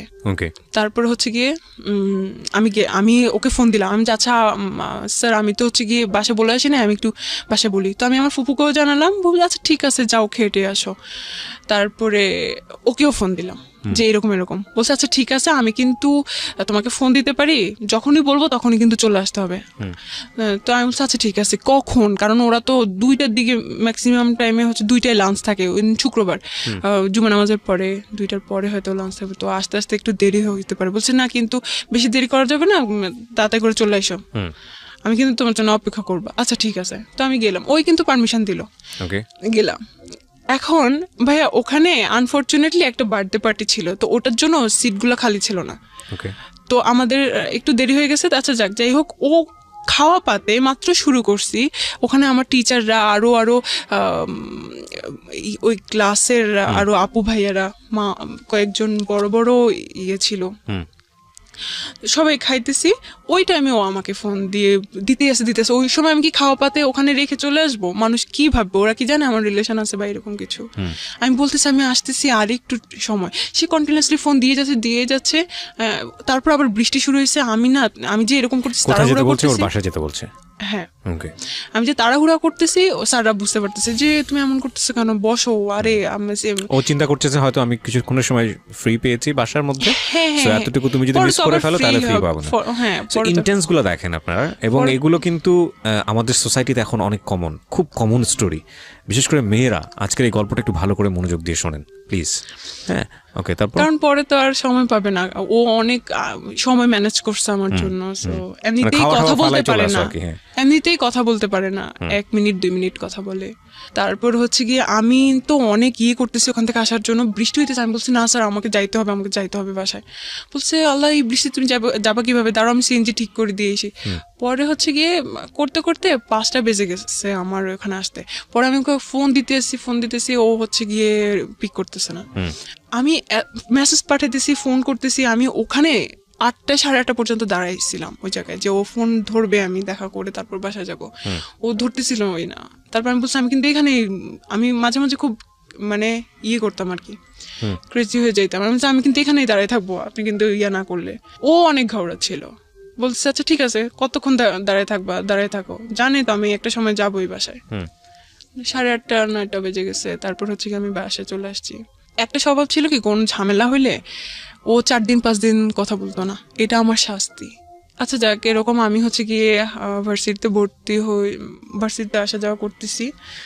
তারপর আমি হচ্ছে গিয়ে ভাবলাম যে আমার ফুপুর বাসা থেকে ভার্সিটিতে যাইতে প্রত্যেক দিন রিক্সা ভাড়া, এটা সেটা অনেক খরচ হয়ে যায়। সো আমি ওখানে মেসে থাকি, ওখানে সাবলেট না মেসে যাই। ওই সব ঠিকঠাক করে দেয়। কয়দিন ঠিক হয়, কয়দিন আবার ঝামেলা হয়, এরকমই হইতে থাকে। আবার আমি হচ্ছে গিয়ে কি করি, ওই যে আমার একটা ফ্রেন্ডের সাথে যে অস্ট্রেলিয়ায় থাকে, ওর সাথে যে আমার ফেসবুকে একটু কথা হয়েছে, আমি ভাবছি যে আচ্ছা ওর সাথে যেহেতু কথা বললে ও রাগ করে, ওর সাথে যে চ্যাটগুলো আমি ওটা ডিলিট করে দেই। তাহলে কারণ অতদিনে আমার ফেসবুক পাসওয়ার্ড আইডি সব ওর কাছে। আচ্ছা, আমার কোনো সমস্যা নেই। আচ্ছা ঠিক আছে, ওটা আপনার কাছে ছিল? কখনো না, আমি চাইও নাই। The most common case of our society. মানে আমি বাবারা বলছি, মেয়েরা একটু ভালো করে শোনেন, এবং ইউটিউবে যারা দেখছেন দেখেন, এগুলো আমাদের জীবনে খুব খুবই কমন ঘটনা আজকাল। কিন্তু এগুলোর পরিণতি ভালো হয় না, এবং খুব আনফর্চুনেটলি এই জিনিসগুলো আমরা বুঝে না বুঝে অতি ভালোবাসা দেখাতে গিয়ে এই জিনিসগুলো করে ফেলি। একটা জিনিস খেয়াল রাখবেন, যেই লাভের রেসপেক্ট নাই, যেই লাভে দুজনের প্রতি সম্মান নাই, স্যাক্রিফাইস নাই, ফিউচার নিয়ে চিন্তা নাই, শুধুই এই ধরনের অনৈতিক সম্পর্ক যেখানে ঘুরে ফিরে এবং ইন্টারেস্টটা যদি ক্লিয়ারলি বোঝা যায়, তাহলে সেখানে ডুবে থাকা হলো আফিম খেয়ে যেরকম মানুষ ঘোরের মধ্যে থাকে, বিষয়টা আসলে এরকম। এবং ডেফিনেটলি এটা মেয়েদের জায়গা থেকে খুব বেশি হয়। আফিমটা যতটা পাওয়ারফুল, তার চেয়ে তো কয়েকশো গুণ পাওয়ারফুল বোধ হয় তাদেরকে ইমোশনালি ব্ল্যাকমেইল করলে। ফাইন, ইমোশনালি আপনি তাদেরকে ব্ল্যাকমেইল করেন, they will do anything for you. কিন্তু এটা যে কত ভয়ঙ্কর হয় শেষ পর্যন্ত জীবনে এসে, হ্যাঁ, এবং এটা আসলে বোঝা উচিত। একটা মানুষকে আপনি যদি মনে করেন যে ফাইনালি এই মানুষটা আপনার জীবনের জন্য, তাহলে বিয়ের আগে যে সম্পর্কগুলো এক্সারসাইজ করা উচিত না, সেই সম্পর্কে কোনোভাবেই যাবেন না। এটা বিয়ের পরেরই সম্পর্ক। হ্যাঁ, যদিও আমাদের এই জিনিসগুলো এখন অনেক বেশি ইজি হয়ে গেছে, কমিউনিকেশন অনেক ইজি, ফোনের কারণেই হোক বা যে কোনো কারণেই হোক, কারণ এগুলোর পরিণতি কিন্তু ভালো না, একদমই ভালো না। হ্যাঁ, যদি কোনো কারণেই বোঝেন যে আপনার প্রায়োরিটি এই ছেলেটার কাছে একটু কম, বা যাকে আপনি চিন্তা করছেন, আপনার এটা মনে করার কোনো কারণ নাই যে ছেলেটাকে ছাড়া আপনি বাঁচবেন না, বা এই মেয়েটাকে ছাড়া আপনি বাঁচবেন না। কারণ আল্লাহ হয়তো এর চাইতেও ভালো কাউকে না কাউকে আপনার জীবনে রেখেছেন। অ্যান্ড ডেফিনেটলি যেটা হয় আমাদের জীবনে, আমরা আসলে বুঝি না, আমরা আসলে বুঝতে চাই না, এত বেশি ইমোশনালি থাকি। ইমোশনাল এক ধরনের, এই জন্য হয়তো কেউ বলে যে emotion is one kind of drug, খুব পাওয়ারফুল ড্রাগ। মানে ওর মুখের উপর কথা বললে রাস্তাঘাটে ধরে থাপ্পড় মারতো। ওগুলা কিন্তু এমনিতে মানে থাপ্পড় না, খুব জোরে সোরে। আপনি কি মনে করতেন যে হাজবেন্ড মেরেছে এই জায়গাটা জান্নাতে? না, আমি খুব মাঝে মাঝে হইতাম, আমি খুব ব্যথা পাইতাম, আমি কাঁদতাম, তারপরে আবার হয়ে যেতাম, ভালো লাগতো না আমার জিনিসটা। কিন্তু কি করব, আমি তো আমার হাজবেন্ড, কি করব? না, হাজবেন্ড হলেই যে গায়ে হাত তুলতে পারবে বিষয়টা কিন্তু এরকম না। আমি তো এখন ছুটে পড়ে, হ্যাঁ। আপনার জায়গা থেকে কোনো ফল্ট ছিল কিনা? একটা যেটা হচ্ছে একটা মানুষ কিন্তু খুব আরাম করে মুখের উপর কথা বললে, আমি এখানে একটা কথা বলি সামিয়া, গায়ে হাত তোলার প্রসঙ্গটা কখন আসে? যখন আপনি নিজেও বুঝতে পারছেন যে না, ও যেটা চাচ্ছে সেটা আমি করতে পারছি না, বা ও বুঝতে পারছে যে না, এটা সমাধান হতে হবে না, কিন্তু আলটিমেটলি পেশি শক্তি এখানে সমাধান। তখন গায়ে হাত তোলা কিন্তু খুব তাড়াতাড়ি চলে আসে না একটা সম্পর্কের মধ্যে। এটা অনেকদিন যাওয়ার পরে গিয়ে এই জিনিসগুলো হয়। সো বোথ সাইড প্রবলেম ছিল ডেফিনেটলি। আপনার জায়গা থেকেও কিছু না কিছু প্রবলেম ছিল। হয়তো আমি মাঝে মাঝে ঘাবড়ানি করতাম, হ্যাঁ। না, কিন্তু এখানে আমরা এটা আমাদের অনুষ্ঠানের একটা সীমাবদ্ধতা। যখন কেউ গল্পটা বলতে আসে, সে নিজেকে ওই ফেরেশতার জায়গায় তুলনা করে, মানে আমার কোনো দোষ নাই। না না না, অবশ্যই ডেফিনেটলি কিছু না কিছু ফল্ট তো আপনার অবশ্যই আছে আপনার জায়গা থেকে, এবং সেই জায়গাটা থেকে আমার মনে হয় অনেক কিছু শেখারও আছে আমাদের। অবশ্যই। আমার ফল্ট গুলাই আমি বলি, আমি হচ্ছে গিয়ে ওই ভিডিও ওই হচ্ছে গিয়ে চ্যাট গুলো আমার ডিলিট করা উচিত হয় নাই, এই জন্য ওর সন্দেহটা আরো বেড়ে গেছে। ডেফিনেটলি পারবে। আর আমি হচ্ছে কি মাঝে মাঝে ওকে সার্চ দিতাম। ফেসবুকের পাসওয়ার্ডটা দেওয়া উচিত হয় নাই কেন? মানে আমাকে একটু বলেন তো, এটা অনেকেই দেয়। আমি আসলে একটু ইন্টারাপ্ট করছি বেশি। চাইতেছিল, এখন সে সন্দেহ করছে, সে কারণে যাবে। আমি কিভাবে আচ্ছা, আমাকে একটু বলেন তো খুব সহজ করে, আমি জানি না ইন্টারমিডিয়েটের ছেলেমেয়েদের এই জিনিসটা মাথায় আসে কিনা, একটা মানুষকে সন্দেহ করে কি আটকানো যায়? আমি যদি ধরেন, মানে কেউ যদি, আপনার বয়ফ্রেন্ড যদি আপনাকে সন্দেহ করে, বা আপনার হাজবেন্ড যদি আপনাকে সন্দেহ করে, আপনাকে আটকাইতে পারবে? সন্দেহ করে একটা প্রুফ পেলো যে না, আপনার সঙ্গে অন্য একটা ছেলের রিলেশন আছে, তো সেটা কি সে কিভাবে আটকাবে? হয়তো রিলেশন ভেঙে দিবে বা এসে, এই ছাড়া আর কি করবে? সেটার জন্য সন্দেহ করলে তাকে স্পাইং করতে হবে, যে লাইক ঠিক আছে, আমি তাকে তার মতো করে চলতে দেই, আমি বিভিন্ন জায়গা থেকে খোঁজ খবর নিয়ে দেখি ঘটনাটা সত্য কিনা। সেটার জন্য তো তাকে তার অ্যাক্টিভিটি ব্লক করা যাবে না। সেটাই। কিন্তু আমরা খুব আনফরচুনেটলি আমরা এই জিনিসগুলো করি, আমরা ওই ব্লক করার চেষ্টা করি, না এটা করতে পারবো না, না এটা করতে পারবো না, ওইটা করতে পারবো না। তো একজন মানুষকে সন্দেহ করলে এটা করা উচিত না। একজন মানুষকে যদি সন্দেহ করেন তাহলে আপনি স্পাইং করেন, যদিও সেটা করা উচিত না, কারণ সন্দেহটা আসলে এক ধরনের রোগ। আচ্ছা, তো এর মাঝে হচ্ছে কি আমি ফেসবুকে ওদেরকে সার্চ দেই। আমি ফেসবুকের অত কিছু জানতাম না, কিভাবে ওই এগুলো ডিলিট, মানে সার্চ হিস্টোরি ডিলিট করে, সে হ্যান দেন। আচ্ছা, যাই হোক, তো এগুলাতে ও অনেক ক্ষেপ্ত, ওকে কেন আমি এখনো সার্চ দিচ্ছি এগুলাতে।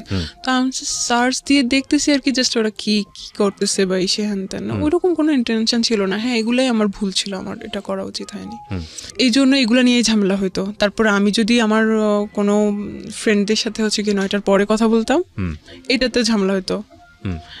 রাত 9টার পরে তুমি কেন কথা বলছো? হ্যাঁ, রাত 9টার পরে কেন আমি, এবার মেয়ে হোক ছেলে হোক। বুঝতে পেরেছি, মানে সুপার ইম্পোজ করে আর কি, নিজের কর্তৃত্ব। হ্যাঁ, তারপর আবার একদিন হয়েছে কি, ও আমাকে হচ্ছে গিয়ে ডাকছে, তো আমি বলছি যে না, আমি ততদিনে আমি বুঝতেছিলাম যে এটা গুনাই, এটা কিসের বিয়ে। ও ততদিনে হচ্ছে কি আমি ম্যাচ চেঞ্জ করে আমার বান্ধবীর সাথে থাকা শুরু করছি। আমার এক বান্ধবী আমার রুমমেট ছিল, ও দেখতো, ও এগুলোতে বিরক্ত হয়ে যায়, তো আমাকে অনেক বুঝাইতো কি করতেছিস, এটা কি মনে করিস এটা তোকে ভালোবাসে, এই সে আনতেন। আমি তুই বুঝবি না, বলছে তুই এই ছেলেকে কিভাবে পছন্দ করলি, ওকে দেখতে কেমন দেখা যায়। আমি দেখ, আমি কিন্তু চেহারা দেখে ইয়া করি নাই, ও কিন্তু অনেক ভালো মনের মানুষ, এই সেই হ্যান ত্যান। তো ওদেরকে ওভাবে আমি চুপ করাই দিতাম। ওই ফ্রেন্ডটাকেও দেখতে পারতো না ও, আমার কোনো বান্ধবী বা ফ্রেন্ড তো ওর সাথে থাকার পরে তো আমি সব ফ্রেন্ডের বাদ দিয়ে দিছি, আমি কোনো ওর বান্ধবীও দেখতে পারতো না। তো একদিন হচ্ছে কি আমি চাইছিলাম যে আমার কোনো বান্ধবীর সাথে যাইতে, কোথাও ঘুরতে যাইতে আর কি। তো ওকে বলছি আর কি যে আমি আজকে আসবো না। তো আচ্ছা ঠিক আছে, আইসো না, আর কখনোই আসা লাগবে না। একটু ইগোইস্টিক ছিল আর কি, ওইগুলা ওর ইগোতে হার্ট করতো। এরপরে হচ্ছে 8 মাস আমি আসলে স্পেসিফিক কারণটা হচ্ছে আমি মানে করতে পারতেছি না, যে 8 মাস হচ্ছে গিয়ে কোনো নাই, কিন্তু এই 8টা মাস আমি অনেক কাঁদতাম আর ওকে ফোন দিতাম, বারবারই পোক করতাম, প্লিজ আমি সরি এরকম বলতাম, ফিরে আসেন, তো হয়তো না। তারপরে হচ্ছে গিয়ে একদিন ও আমাকে বলে যে এর মাঝখানে ঝামেলা হইতেছে, তো আমি ওই ফ্রেন্ডের কাছ থেকে চলে এসে আরেকটা রুমমেটের সাথে থাকা শুরু করতেছি। তো ওই রুমমেটের সাথে ওর কাছে তো আমার সব ফেসবুক আইডি আছে, আমার ফেসবুক আইডি বা হচ্ছে কি পাসওয়ার্ড এগুলো আছে। তো হচ্ছে গিয়ে ও দেখতে পারে কে আমার রুমমেটের নাম কি হ্যান ত্যান। তো ও আমার রুমমেটকে ও রিকোয়েস্ট পাঠায়, বলে যে আমার নামে আমাকে ও অনেক ভালোবাসতো, ও হয়তো এগুলা প্রকাশ করতে পারতেছে না, অনেক সুখ দুঃখের কথা বলে। তা ও আমার রুমমেট আমাকে বলে যে আপু উনি তো এরকম আমাকে মেসেজ দিয়েছিলাম, জাস্ট ঠিক আছে কথা বলে দেখো কি বলে। তারপর হচ্ছে তখন কিন্তু রিলেশনটা ভালো নাই। তারপর হচ্ছে গিয়ে আমি কোনোভাবে ওকে ছাড়তে চাচ্ছিলাম না, যে যাই হয়েছে ওর সাথেই থাকি। ওর সাথে একটা সময় আমি ওর রুমমেটের ল্যাপটপ থেকে ওকে মেসেজ দিতাম ও কিন্তু এগুলো এখনো জানে না। আমি ওকে ছোট করতে চাই না, ও ছোট হয়ে যাবে। তারপরে হচ্ছে গিয়ে ও আমার রুমমেট বলতো আপনার মনে হয় ভালো করে ঘাটা উচিত, ওনার মনে হয় ক্যারেক্টারের প্রবলেম আছে এই সে। আমি তুমি অন্য সবকিছু বলতে পারো, এইটা বলতে পারো না, কারণ এইটা আমি বিশ্বাস করি না। ওটা আমি বিশ্বাসই করতাম না ওর কোনো মেইলি প্রবলেম আছে। তারপর হচ্ছে গিয়ে টুকটাক ফ্ল্যাটিং এখন শুরু হয়ে গেছে আমার রুমমেটের সাথে। তো একটা সময় আমার রুমমেট আমাকে হাইড করতেছিল, বলতেছিল যে ওই হয়তো ওকে বলে দিছে যে বইলো না। তো হয়েছে কি, আমি তখন চিন্তা করতাম ও আমাকে বলে না কেন, ওর ব্যাপারে কিছু কি অবস্থা, ওর কি হইলো। তারপরে আমার বিছানা থেকে ওর আমার রুমমেটের বিছানা দেখা যায়, ল্যাপটপটা এভাবে ক্লোজ। আমার আবার চোখে ভালোই মানে পাওয়ার আছে, আমি হচ্ছে বুঝতে পারি যে কোন চ্যাট বা এসে। আমি হচ্ছে গিয়ে ও আয়নার সামনে কিছু একটা করতেছে, আমি ওর মেসেজ আসছে, নোটিফিকেশনের সাউন্ড হচ্ছে, আমি দেখি যে ওর নাম। তারপরে আমি কিছু বলি না, আমি জাস্ট সময় দিচ্ছি দেখি ও কিছু বলে কিনা ওর ব্যাপারে। তখন আপনার সঙ্গে কোনো সম্পর্ক নাই? না, সম্পর্ক নাই বলতে আমি তো চাচ্ছি, কিন্তু ও আমাকে ইয়ে করে না, ইগনোর করে। ও চাচ্ছে না আমাকে, এরকম আর কি।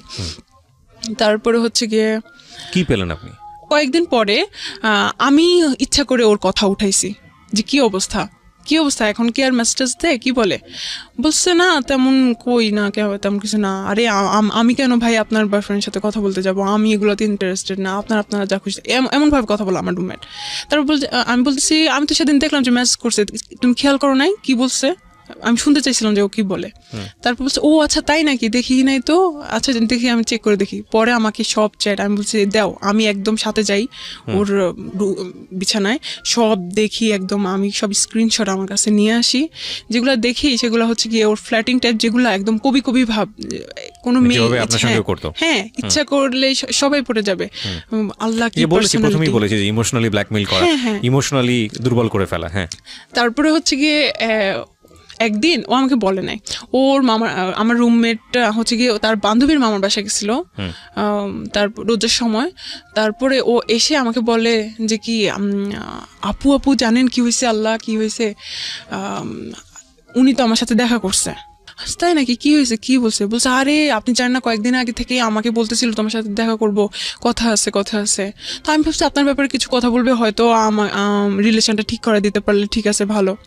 ওরাও আমার সব বান্ধবীরা জানে যে আমি তার জন্য অনেক উইক এরকম। তারপরে হচ্ছে কি এই প্রমাণ পেলাম। তারপরে একদিন হচ্ছে আমি ওর প্রোফাইলে যাই, যে দেখি যে আমার একটা ফ্রেন্ড ওর একটা পোস্টে লাইক দিছে। এখন আমি বলছি আল্লাহ, তাও কলেজ ফ্রেন্ড, ও ওকে চিনে কিভাবে, ওর ফ্রেন্ড লিস্টে কিভাবে? আমি আমার ওই ফ্রেন্ডকে নক করি, বলি যে কি অবস্থা, বলতেছে দোস্ত সে কি, তার সাথে আমার ইদানিং পরিচয় না, আমি জানি না তোর সাথে কি। তাকে আমি 2008 সাল থেকে চিনি। সে হচ্ছে আমার কোচিং এর টিচার, ফিজিক্স পড়াইতো তখন থেকে। বাট তুই দেখ, সে আমার টিচার ঠিকই, তুই আমার প্রত্যেকটা প্রোফাইল যেগুলো সিঙ্গেল পিকচার, সেগুলোতে যে দেখ ও কি টাইপের কমেন্ট করে, এমন টাইপের কমেন্ট যেগুলো আমাকেও করতো, মানে বাহ, মানে অন্যরকম আর কি। তার একটা টিচার মানুষ, সে হচ্ছে তার স্টুডেন্টের ইয়েতে কেমন টাইপের করে, ইভেন আমাকে সে নক করে ফেসবুকে। সে সবসময় আমাকে বলতো যে ছেলেদের পোস্টে লাইক দিচ্ছ, তুমি একটা খারাপ, সে হ্যান ত্যান। কোথাও লাইক দিতাম, কিছু হয়েছে কি, আমি খারাপ, ফেসবুক ইউজ করা যাবে না, হ্যান না তেন না।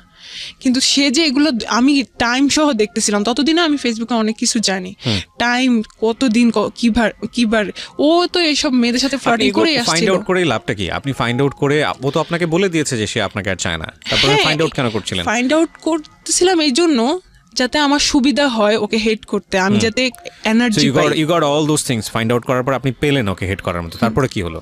তারপরেও আমি ওকে ফোন দিছিলাম একদিন, ফোন দিয়ে আমি জানি এটাই হয় আসলে। হ্যাঁ, আমি কোনোভাবেই চাচ্ছিলাম না। তো এসে আমাকে বলে, দেখবো তুমি আমাকে কত ভালোবাসো, তোমাকে 4 বছর টাইম দিলাম, তুমি বিসিএস ক্যাডার হবা, ঠিক আছে, বিসিএস ক্যাডার হয়ে তারপরে আমাকে বিয়ে করতে আসবা। তা আমি বলছি এই 4 বছরে তুমি আমার সাথে কোনো কন্ট্যাক্ট করবে না। তা আমি বলছি কন্ট্যাক্ট যদি না করি আমি কীভাবে জানবো আপনি অন্য মেয়েকে, আপনার গার্লফ্রেন্ড হয়ে গেছে কিনা বা এসে হয়ে গেছে, কীভাবে জানবো? বলছি সেটা পরে দেখা যাবে, পরে আসলেই জানতে পারবো, 4 বছর পরে। আগে বিসিএস ক্যাডার হও, তারপরে। আমার কখনো ইচ্ছা ছিল না বিসিএস পরীক্ষা দেওয়ার, কারণ আমি ইঞ্জিনিয়ারিংয়ে পড়ি, আমার বিসিএসের প্রতি ইন্টারেস্ট ছিল না। তারপর আমি বলছি আচ্ছা ঠিক আছে, আমি ওই কন্ডিশনেও আমি রাজি হয়ে গেছিলাম, কারণ আমি কোনোভাবেই ওকে হাতছাড়া করতে চাইছিলাম না। আমি পড়াশোনা নেটে সার্চ দিতেছিলাম কি আছে, কোথায় কি, এভরিথিং সেই রকম বিসিএস এর প্রিপারেশন নেওয়া শুরু করছি। আমার বাবা মা এদিকে আমাকে ফোন দিছিল, তারা ঢাকায় আসতেছে, আমাকে কোনো একটা ছেলে দেখতে আসতেছে, সুইডেনে থাকে। তারপর হচ্ছে গিয়ে আমি গেলাম, এমন অবস্থা বাসায় মনে যেন আজকে বিয়ে হয়ে যাচ্ছে, এরকম একটা অবস্থা। বাসায় সবাই খুব এক্সাইটেড। ওই ছেলের সাথে আমার যখন কথা হইলো, একটা রুমে আমাদেরকে পার্সোনালি কথা বলতে দিল। আমি খুব নার্ভাস ছিলাম, আমি শুধু হ্যাঁ না করতেছিলাম। ওই ছেলেটাকে খুব পজিটিভ মনে হয়েছিল আমার ব্যাপারে। তারপরে হচ্ছে গিয়ে বলতেছিল দেখা হবে, ওই ছেলেটা আমাকে বলতেছিল দেখা হবে ইনশাল্লাহ, এটা বলে চলে গেছে। কিন্তু ওই ছেলেটাকে আমার ফুফুর পছন্দ হয় নাই, কারণ ছেলেটা একটু বয়স্ক ছিল, হেলদি টেলদি ছিল, আমার সাথে তাকে যাচ্ছিল না। তো বুঝতে কি পাগল হয়ে গেছে, মেয়ের লাইফটা নষ্ট করে দিবি, সে হ্যান তেন, অনেক ভালো আসবে ইনশাল্লাহ। তো কোনোভাবে ফ্যামিলি থেকে মানা করে দিল। কিন্তু আমি যে ওইটা ফেস করার পরে, এটা আমার লাইফের ফার্স্ট প্রপোজাল ফ্যামিলি থেকে। আমি বাসায় যাওয়ার পর, আমার মেসেজ যাওয়ার পর আমি অনেক চিন্তা করলাম যে আমার বাবা আমার জন্য ছেলে দেখতেছে, সুইডেন থেকে শুরু করছে, তার অনেক টাকা বেতন, সে কিন্তু অনেক এস্টাবলিশ। আর সে তো আমার গায়ে হাত দেওয়ার সাহস পাবে না, আমার বাবা হাত ভেঙে ফেলবে ওর, বা ফ্যামিলি থেকে একটা ইয়া নিবে। আর আমি যাকে পছন্দ করি, আমি এভাবে ইগনোর হচ্ছি, আমার ভালোবাসার মূল্য তার কাছে নাই। আমি কোথায় আছি, কি করতেছি আমি, এই ধরনের আমি চিন্তা করতেছিলাম। আমি খুব একটা এনার্জি পাইছি ওই জায়গা থেকে। তো আমি ওকে ফোন দিই, ফোন দিয়ে বলতেছি আমি আপনাকে আর ফোন দিব না, আমি আপনাকে আর ডিস্টার্ব করবো না, আপনি আপনার মতো থাকেন। এটা বলার পরে সে হাসছে, কারণ আমি এরকম অনেকবার বলছি যে আমি আপনাকে ফোন দিব না, তারপরেও ফোন দিছি। তো আমি বলছি আচ্ছা ঠিক আছে, আপনি হাসেন আর যাই করেন, এটাই হচ্ছে লাস্ট ফোন। এখানে একটা কথা বলি, আপনাদের মধ্যে কি এমন কোনো কিছু ছিল যেটা তারা সে তাকে আপনাকে ব্ল্যাকমেইল করতে পারতো? সরি, আমি এটা স্কিপ করে গেছি। হ্যাঁ, ও হচ্ছে, ওর কাছে আমার 2টা ভিডিও আছে। একটা ভিডিও হচ্ছে গিয়ে খুব অ্যাবনর্মাল, আমি কাঁদতেছিলাম যে আমি সরি, আমি এরকম করবো না, আমি আর ওকে সার্চ দিব না, এদেরকে আর সার্চ দিব না। আর হি ওয়াজ রেপিং মি। এটা ভিডিও করেছে, এটার ভিডিও করছে, এটা ফার্স্ট ভিডিও করছে। বলতেছে আমি এগুলার কাছে দাঁড়ায় না, আমি এগুলো পছন্দ করি না, কিন্তু আমার মনে হয় এখন করা উচিত। ও এটা বলতেছিল। আমি যাই হোক, তারপর এটা ছিল ফার্স্ট পার্ট। আমি জানি, আমি তখন বিশ্বাস করছিলাম ওগুলো ডিলিট করে দিবে, কারণ আমি ওকে অনেক বিশ্বাস করতাম। আচ্ছা, তারপর সেকেন্ড হচ্ছে গিয়ে ও আরেকটা ভিডিও করছিল, সেটা নর্মাল। এটা তো আপনার সম্মতি ছিল? আমার সম্মতি ছিল, কারণ ওকে একবার তো করছিলই। তারপর বলছে যে এগুলো কিছুই হবে না, এগুলো আমি এমনিতে রেখে দিব। তো আপনি বলেননি যে তুমি এগুলো ডিলিট করে দাও? এবং এগুলো নিয়ে বাংলাদেশে যে পরিমাণ সোশ্যালি যেগুলো একটা ভয়ঙ্কর রকমের ক্রাইম, লাস্ট ফোন কনভারসেশনে কি ছিল? এর মধ্যে যখন ওই যে 8 মাসে আমাদের ব্রেকআপ ছিল, ওই তখনই আমি বলছিলাম প্লিজ এগুলো ডিলিট করে দাও। যদি আমার যদি বিয়ে হয়ে যায়, আমার হাজবেন্ড জানবে যে আমার বউ এরকম আছে, তখন তো এটা ইয়ে হবে। জানুক, এটার দাবিদার তো আমিও তো এটাতে রেসপন্স, আমিও এটাতে ইনভলভ, এটা আমার রাখার রাইট আছে। আমি যে তাহলে যেখানে সম্পর্কই নাই, যেখানে আপনি আমাকে চাচ্ছেনই না, সেখানে এগুলো রেখে লাভ কি আপনার? তো বলতেছে যে সেটা আমি বুঝবো, আমি এটা করবো না। আর তোমার আর কিছু বলার আছে? তারপরে হচ্ছে গিয়ে যেটা কোথায় রাখছে সেটাও আমি জানি। এখনো আপনি জানেন? আমি জানি কোথায় রাখছে। কোথায় রেখেছে? ওর গুগল ড্রাইভে। সবচেয়ে নিশ্চিন্ত জায়গা বাংলাদেশের এখন ছেলেদের এই জায়গাটা, গুগল ড্রাইভ। আমি সেদিন আমার স্যারকে জিজ্ঞেস করছিলাম, আমি খুব software security, sorry cyber security. কথাটা বলা ঠিক হলো না বাংলাদেশের ছেলেদের, কারণ বাংলাদেশের সব ছেলে এরকম না, বাট যারা করে ফ্রড তাদের জন্য বোধহয় একটা খুব সেফ জায়গা হয়ে গেছে গুগল ড্রাইভ। ওকে ভাইয়া, ইদানিং একটু বলি, আমার এই সেমিস্টারে একটা কোর্স আছে সাইবার সিকিউরিটি। তো আমি ইদানিং শিখা শুরু করছি কিভাবে ওয়েবসাইট হ্যাক করে, কিভাবে প্রোটেক্ট করে, কিভাবে ডাটাবেস হ্যাক করে। তো আমি স্যারকে একটা কথা জিজ্ঞেস করছি, স্যার আপনি আমাদেরকে এগুলো শিখেছেন, কিন্তু গুগল ড্রাইভ কিভাবে হ্যাক করে, এটা কি পসিবল? বলছে, হাসতেছিল, যদি এটা পসিবল হতো তাহলে তো তোমারটাই আগে হ্যাক হইতো কোনোভাবে। এটা পসিবল না। হ্যাঁ পসিবল, অবশ্যই, যারা ডেভেলপার তাদের কাছে সব সেই জায়গাটা নাইবা গেলাম, পসিবল আর ইম্পসিবল। কিন্তু মানে আমি চাচ্ছিলাম, ওকে বলছিলেন যে তুমি এটা ডিলিট করে দাও, বাট কেউ যদি এটা কখনো করে কারো কাছে, করার পর আপনার সামনে ডিলিট করলে এটা যে কপি নাই, আপনি ইনশিওর হবেন কিভাবে শিওর হব? হয়তো সে অন্য একটা ইমেল আইডি ক্রিয়েট করে, জানি না, গুগল ড্রাইভে রাখলেও আপনি এটা নিশ্চিত হতে পারবেন না, কারণ কোনো একটা মানুষ যদি আপনি যদি 100% শিওর থাকেন এটা ফার্স্ট কপি, লাইক আপনার সেলফোনে করেছে বা অন্য কোথাও করেছে, প্রথমত করাটাই অন্যায়। করার পরে যদি আপনি নিশ্চিত থাকেন যে এটা ফার্স্ট কপি এবং সেই ফোনটা আপনি সিজ করে ফেললেন বা সেখান থেকে ডিলিট করে দিলেন, কিন্তু তারপরও অনেক সময় নিশ্চিত হওয়া যায় না। আর আপনি যেহেতু তাকে স্পেস দিয়েছেন, সেইখানে পারলে 100টা কপি করে ফেলেছে, এখন তো আপনি নিশ্চিত হতে পারবেন না, এটা পুলিশ কেস। হ্যাঁ, তো আমি যখন ওকে ফোন দিলাম, তো ও হচ্ছে গিয়ে তখনও বলতেছিল হ্যাঁ তোমার তার একটা সিম চালু হয়েছে, তুমি তো এখন অনেক কিছুই করতেছো। তখনও হচ্ছে গিয়ে ওই কাহিনী। আমি যে দেখেন, আমি আপনাকে ফোন দিছি কিন্তু সম্পর্ক ঠিক করার জন্য না, আমি একেবারে শেষ করার জন্য আপনাকে ফোন দিছি। আমি আপনাকে আর ডিস্টার্বও করবো না, আপনি আপনার লাইফ মতো থাকেন। তো একটু হাসতেছিল, আমি আচ্ছা ঠিক আছে দেখা যাক আমি কতটুকু পারি কন্ট্রোল করতে, দেখা যাক। অবশ্যই সে আমার ফ্যামিলি মেম্বার, সে অলরেডি জেনে গেছে যে আমাকে কেউ দেখতে আসছে। তারপরে হচ্ছে গিয়ে এটা বলে আমি ফোন রেখে দিলাম 7 নভেম্বর, ওই দিন লাস্ট কথা হয়েছে। এরপরে আমার আর ইচ্ছাও হয় নাই, আমি আর কষ্টও পাই নাই, আমি আর ওকে ফোনও দেই নাই। ও আপনাকে ট্রাই করেছে? না, ও তো আমাকে কখনোই ট্রাই করতো না। ওকে, এখানে এই যে ভিডিওটা আপনি রেখে দিলেন সারা জীবনের জন্য, এটা একটা আতঙ্ক। তো এটা নিয়ে আপনার খারাপ লাগে না, কষ্ট হয় না? হ্যাঁ, আমি আসবো, ওটা নিয়ে তো এখন ঘটনাটা চলতেছে। তারপরে হচ্ছে গিয়ে এইদিকে আমি কি করলাম, আমি আমার ইমেল অ্যাড্রেস চেঞ্জ করলাম, পাসওয়ার্ড চেঞ্জ করলাম, আমার ফোনেও কিন্তু করা, ও দেখতে পারে আমার ইনকামিং কল, আউটগোয়িং কল, এগুলোও দেখতে পারে। আমি অফিসে কল দিলাম, দিয়ে বললাম, এত বেশি তার কাছে ক্লিন হতে গিয়েছেন যে জীবনে কোনো পার্সোনাল বিষয় রাখেননি, সব তাকে শেয়ার করেছেন। সব আমার হাজবেন্ড, চরম পর্যায়ের বোকা। এসএসসি ইন্টার পড়ুয়া মেয়েরাই আসলে এই জিনিসগুলো বেশি করে। হ্যাঁ, তারপর হচ্ছে কি আমি অফিসে কল দিলাম, দিয়ে বললাম যে আমি এটা কিভাবে কি করতে পারি। তারপর ওরা আমাকে বললো, ওয়েবসাইট লিঙ্ক বললো, আমি ওখানে গেলাম, গিয়ে হচ্ছে সব চেঞ্জ করলাম। তারপরে যাচ্ছে ফেব্রুয়ারিতে 2019 সালে ফেব্রুয়ারিতে আমার সেমিস্টার ব্রেক ছিল। ও এইদিকে কি হয়েছে এটা বলতেই হবে, এটা হচ্ছে কি আমার ভাবি জানতো, আমার ছোট ভাবি, আমার ছোট ভাইয়ের বউ, ফুফাতো। উনি বলতেছে যে তুমি কি পাগল হয়ে গেছো, এগুলো সব ঠিক করো। ও কিচ্ছু করবে না, ওর বোন তোমার ভাইয়ের ভাত খায়, কিছু করবে না ও। আমি খুব ভয় পাচ্ছিলাম, কিছু এভাবেই সাহস দিছে। তারপরে সব করছি। তো উনার সাথে আমাকে কথা বলতে দিত না, আমি উনার সাথে কথা বলার জন্য আরেকটা আইডি খোলার পরে ওটা জানতো না, তার আইডি খুলি, তারপর উনার সাথে কথা বলি। তো ওই আইডিতে আমার আরও 2টা ফ্রেন্ড যাদের সাথে কথা বলতে দিত না, ওই আমার বান্ধবী, কোনো ছেলে ফ্রেন্ড ছিল না, ওদেরকে হচ্ছে কি আমি অ্যাড করার পরে তো ওখানে তখন nika.com নামে একটা ওয়েবসাইট, তখন ওয়েবসাইট ক্রিয়েট করা আমাদের একটা প্রজেক্ট হয় এসে। তো nika.com নামে আমার ফ্রেন্ড হচ্ছে একটা ওয়েবসাইট করবে, ওখানে পাত্রপাত্রী সব করবে। তখন এটাও কি পসিবল, পাত্রপাত্রী নেটেও পাওয়া যায়? তারপর হচ্ছে আমি বলছি হ্যাঁ তুই সার্চ দিয়ে দেখিস এরকম অনেক ওয়েবসাইট আছে। আমি সার্চ দিয়ে দেখলাম সত্যি আসলে ওয়েবসাইট আছে। আমি দেখলাম ওখানে কি আছে, ওখানে অনেকে পোস্ট করে আমার এরকম টাইপের মেয়ে লাগবে, ওইরকম টাইপের মেয়ে লাগবে। তারপর হচ্ছে কি এটাকে আমার খুব ফালতু মনে হয়েছে, খুব চিপ মনে হয়েছে। ওখানে ওইটাতে আমি দেখার পরে ওই সাইডে আরো অনেক সাজেস্ট আসে যে ফাইন্ড ট্রু লাভ, তারপরে হচ্ছে কি ডেটিং সাইট এরকম। সো ফাইন্ড ট্রু লাভ, যে ট্রু লাভ এরকমে ট্রু লাভ পাওয়া যায় না, এইদিকেও ট্রু লাভ পাওয়া যায় এরকম। তো আমি হচ্ছে কি খুব ইন্টারেস্টেড ছিলাম, আমি হচ্ছে কি ক্লিক করে দেখি যে ওখানে প্রথম যে পোস্টটা, আমি ওখানে ঘুরেও দেখি নাই যে কি আছে, 2-3 দিনও ছিলাম না ওই জায়গায়। ফার্স্ট যেদিন আমি হচ্ছে করি, যে দেখি যে একটা ছেলে পোস্ট দিছে, একটা সিরিয়াস মনের গার্লফ্রেন্ড চাই, সিরিয়াস, যে হচ্ছে হ্যাঁ করবে না। তো আমি না আসলে হচ্ছে গিয়ে ট্রাই করে দেন, আসলে দেখি কি করে ও, আসলে কি কথা বলে। আমার আইডিতে কিন্তু কোনো ছবি ছিল না, কোনো পোস্ট না, কিছু না, ওটা দেখতেই ফেক আইডির মতো দেখা যায়, যে আইডিতে আমি আমার ভাবির সাথে কথা বলতাম।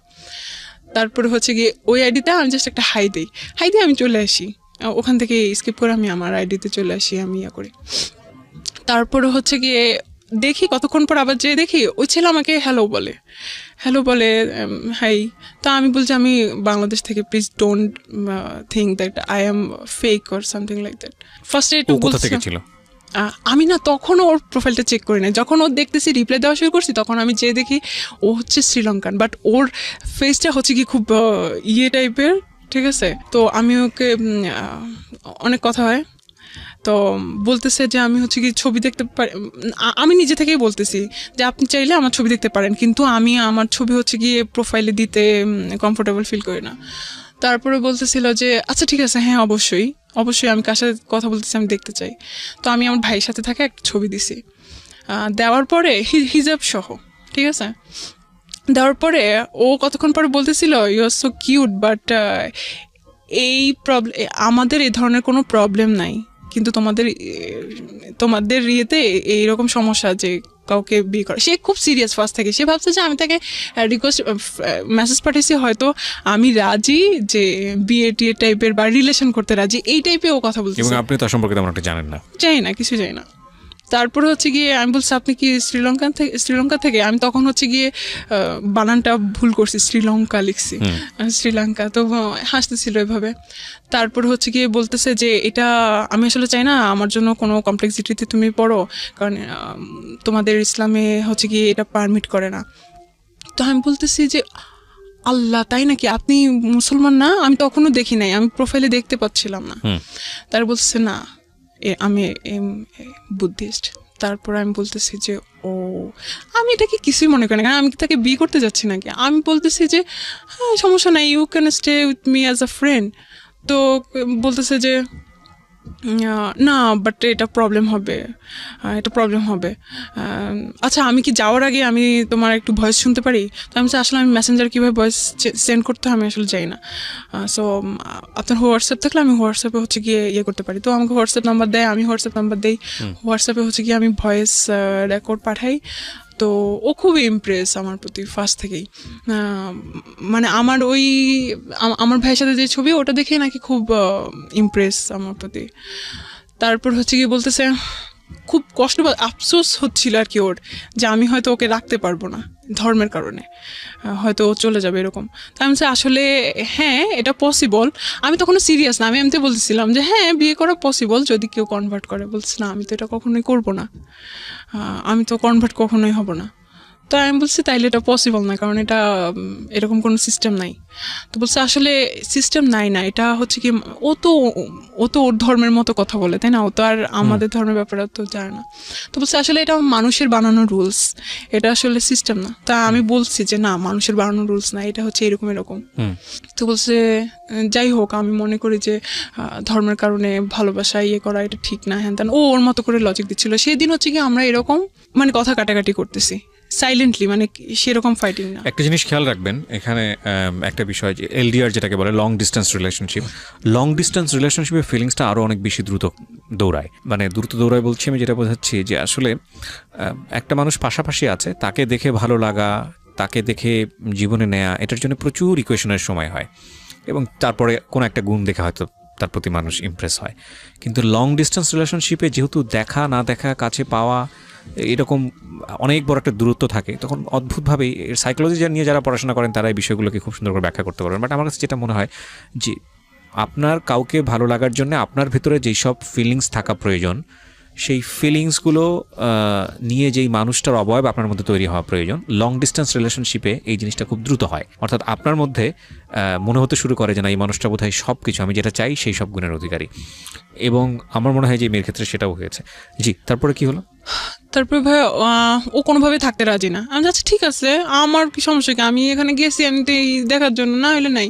তো আমি বলতেছি যে আমি বারবার এটাই মেনশন করতেছিলাম যে আপনি ফ্রেন্ড হিসেবে থাকতে পারেন, আমার কোনো সমস্যা নেই। হ্যাঁ আমার অনেক হিন্দু ফ্রেন্ড আছে, ইভেন আমার সমস্যা নাই, অন্য ধর্মের ফ্রেন্ড থাকতেই পারে। সে বারবারই এটাই বলতেছিল যে না আমি তোমাকে কোনো কমপ্লেক্সিটিতে ফালাতে চাই না, বিকজ সে নাকি মানে 5 বছর পরে কিছু একটা ফিল করতেছিল যে এই ফিলিংসটা সে কখনোই পায় নাই, মানে আপনাকে দেখে। তারপর আমি জাস্ট ওকে একটা ভয়েস মেসেজ পাঠাই, সে আমাকে বলছে যে তোমার কি মনে হয়, তুমি কি এরকম কিছু ফিল করতে পারতেছো বা তোমার কি মনে হয়? তাই আমি বলছি আমি জানি না, বাট আমি চাই, আমি আপনাকে যেতে দিতে চাই না, আপনি আমার সাথে ফ্রেন্ড হিসেবে থাকতে পারেন। একটু আমি জাস্ট ভয়েস মেসেজ পাঠিয়েছিলাম। তো ও এইটাকে এত পছন্দ করে এখন পর্যন্ত, বলতে তুমি কতটা অনেস্ট ছিলা, মানে চাওয়া মাত্রই দিয়ে দিয়েছো। হ্যাঁ যে যাইতে দিতে চায় না বা এরকম। ওটার পর থেকে নাকি ও আরো বেশি ফল করে। তারপরে হচ্ছে গিয়ে বলতেছে প্লিজ, না কেউ বাংলা জানে না, না বাংলা জানে না, হিন্দি জানে, ইংলিশ জানে এরকম। তো বলতেছে যে আচ্ছা please let's make a plan, কিভাবে আমরা হচ্ছে কি একসাথে হতে পারবেন। কারণ আরেকটা ভয়ানক রকমের ঘটনা যেটা ওর জীবনে ঘটেছে, আমি জানি না এটা রেজাল্ট কি, বাট আমাদের জায়গা থেকে এটা ভয়ানকই মনে হবে। ঠিক আছে আমরা সেদিকে আগাতে চাই। জি বলেন। তারপর হচ্ছে গিয়ে একটা প্ল্যান মেক করা শুরু করছে। ইভেন এটা বলে যে আমার মনে হয় তোমার বাবা আমাকে পছন্দ করবে। তারপর নিজে থেকে সে নিজের দিতেছিল, সে কি করে না করে। সে সফটওয়্যার ইঞ্জিনিয়ারিংয়ে পড়াশোনা করছে, সে এখন এই চাকরি করে, খুব ভালো বেতন। আমি বলছি, ভাই আমি এগুলো শুনতে চাচ্ছি না, এগুলো তো কিন্তু আমার সে কোনো-" এখানে এসে কেন পাত্রী খুঁজছে? এত ভালো সে, সেখানে সে কেন পাত্রী খুঁজছে? হ্যাঁ। সেও কি কিউরিসিটির জায়গা থেকে এখানে এসছে, নাকি আপনার মতোই জাস্ট আমি এটা আজ পর্যন্ত জানি না। জানা উচিত? হ্যাঁ, এগুলো ভুল, আমি- এগুলো বড় রকমের ভুল। আমি অবশ্যই হ্যাঁ জানবো। তারপর হচ্ছে গিয়ে ও বলতেছে আচ্ছা ঠিক আছে, আমার বাংলাদেশি ফ্রেন্ড আছে, তুমি চাইলে কিন্তু আমি তোমার বাবার কাছে প্রস্তাব পাঠাতে পারি, এবং সে আমার বাবা মার সাথে কথা বলতে পারে। একদম এইভাবে সিরিয়াস সে। তো আমি বলছি, ভাই আল্লাহর রাস্তায় মাপ চাই, আমার বাবার কাছে পাঠাতে চাই না, উল্টা আমাকে ফোর্স করে বিয়ে দিয়ে দিবে, তোমার জন্য আমার পড়াশোনা বাদ হয়ে যাবে। বলতেছে তাহলে কি করা যায়? আমার মনে হয় তোমার বাবা আস্তে আস্তে এটা কি একদিনের কথোপকথনই আপনাদের?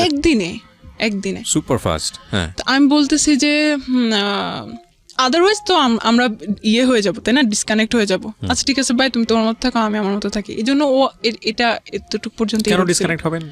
আপনার হোয়াটসঅ্যাপ সে ইউজ করতে পারতো, মানে আপনার সেটা মানে আপনাকে হোয়াটসঅ্যাপে কানেক্ট করতে পারতো, বা অন্যান্য মাধ্যমে সে আসতে পারতো। হ্যাঁ, কিন্তু একটা মানুষ যখন বলবে যে আচ্ছা ঠিক আছে আমি তোমাকে আর ডিস্টার্ব করবো না, আচ্ছা ঠিক আছে ওকে বাই, দেন তারপরে ও আসবে কিভাবে? ঘটনা যেটা ঘটেছে যে উনি হচ্ছেন বুদ্ধিস্ট আর আমাদের এই বোনটি হচ্ছে মুসলমান। সো প্রথম বাধাটাই ছিল হচ্ছে ধর্ম, এবং এই বাধা এবং আমরা স্টে করবো কিনা, দুটো জিনিস একসাথে মুভ করেছে। তো সম্পর্ক হওয়ার ক্ষেত্রে যদি প্রথম থেকেই বাধা থাকে, সেই সম্পর্কটা খুব তীব্রতর হয়, এবং এটা ওদের ক্ষেত্রেও হয়েছে। প্রথম দিনই দেখছে থাকবো না, আসলে জয়ী হবে কি, থাকবো না।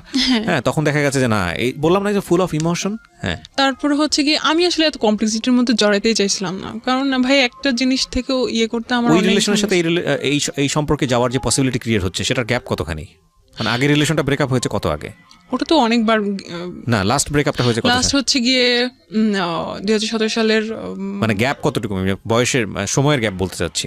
সময়ের গ্যাপ হচ্ছে 7-8 মাস, 6 মাস। 6 মাস। তার মানে আপনার মনের ভিতর থেকে কিছুটা হলেও 6 মাস না, সরি, কতদিন? 1 বছর হয়ে এক বছর যাবে। 1 বছর হয়ে গেল। তো আপনার এই জায়গাটা থেকে নিজেকে সামলে ওঠার কথা। যেটা হ্যাঁ, হয় যে আমাদের ক্ষেত্রে যেটা হয় যে আমরা অনেক সময় দেখি যে একটা রিলেশনশিপে স্যাটিসফাইড না, ধাম করে সে আরেকটা জায়গায় সুইচ করে ফেলেছে হ্যাপি হওয়ার জন্য।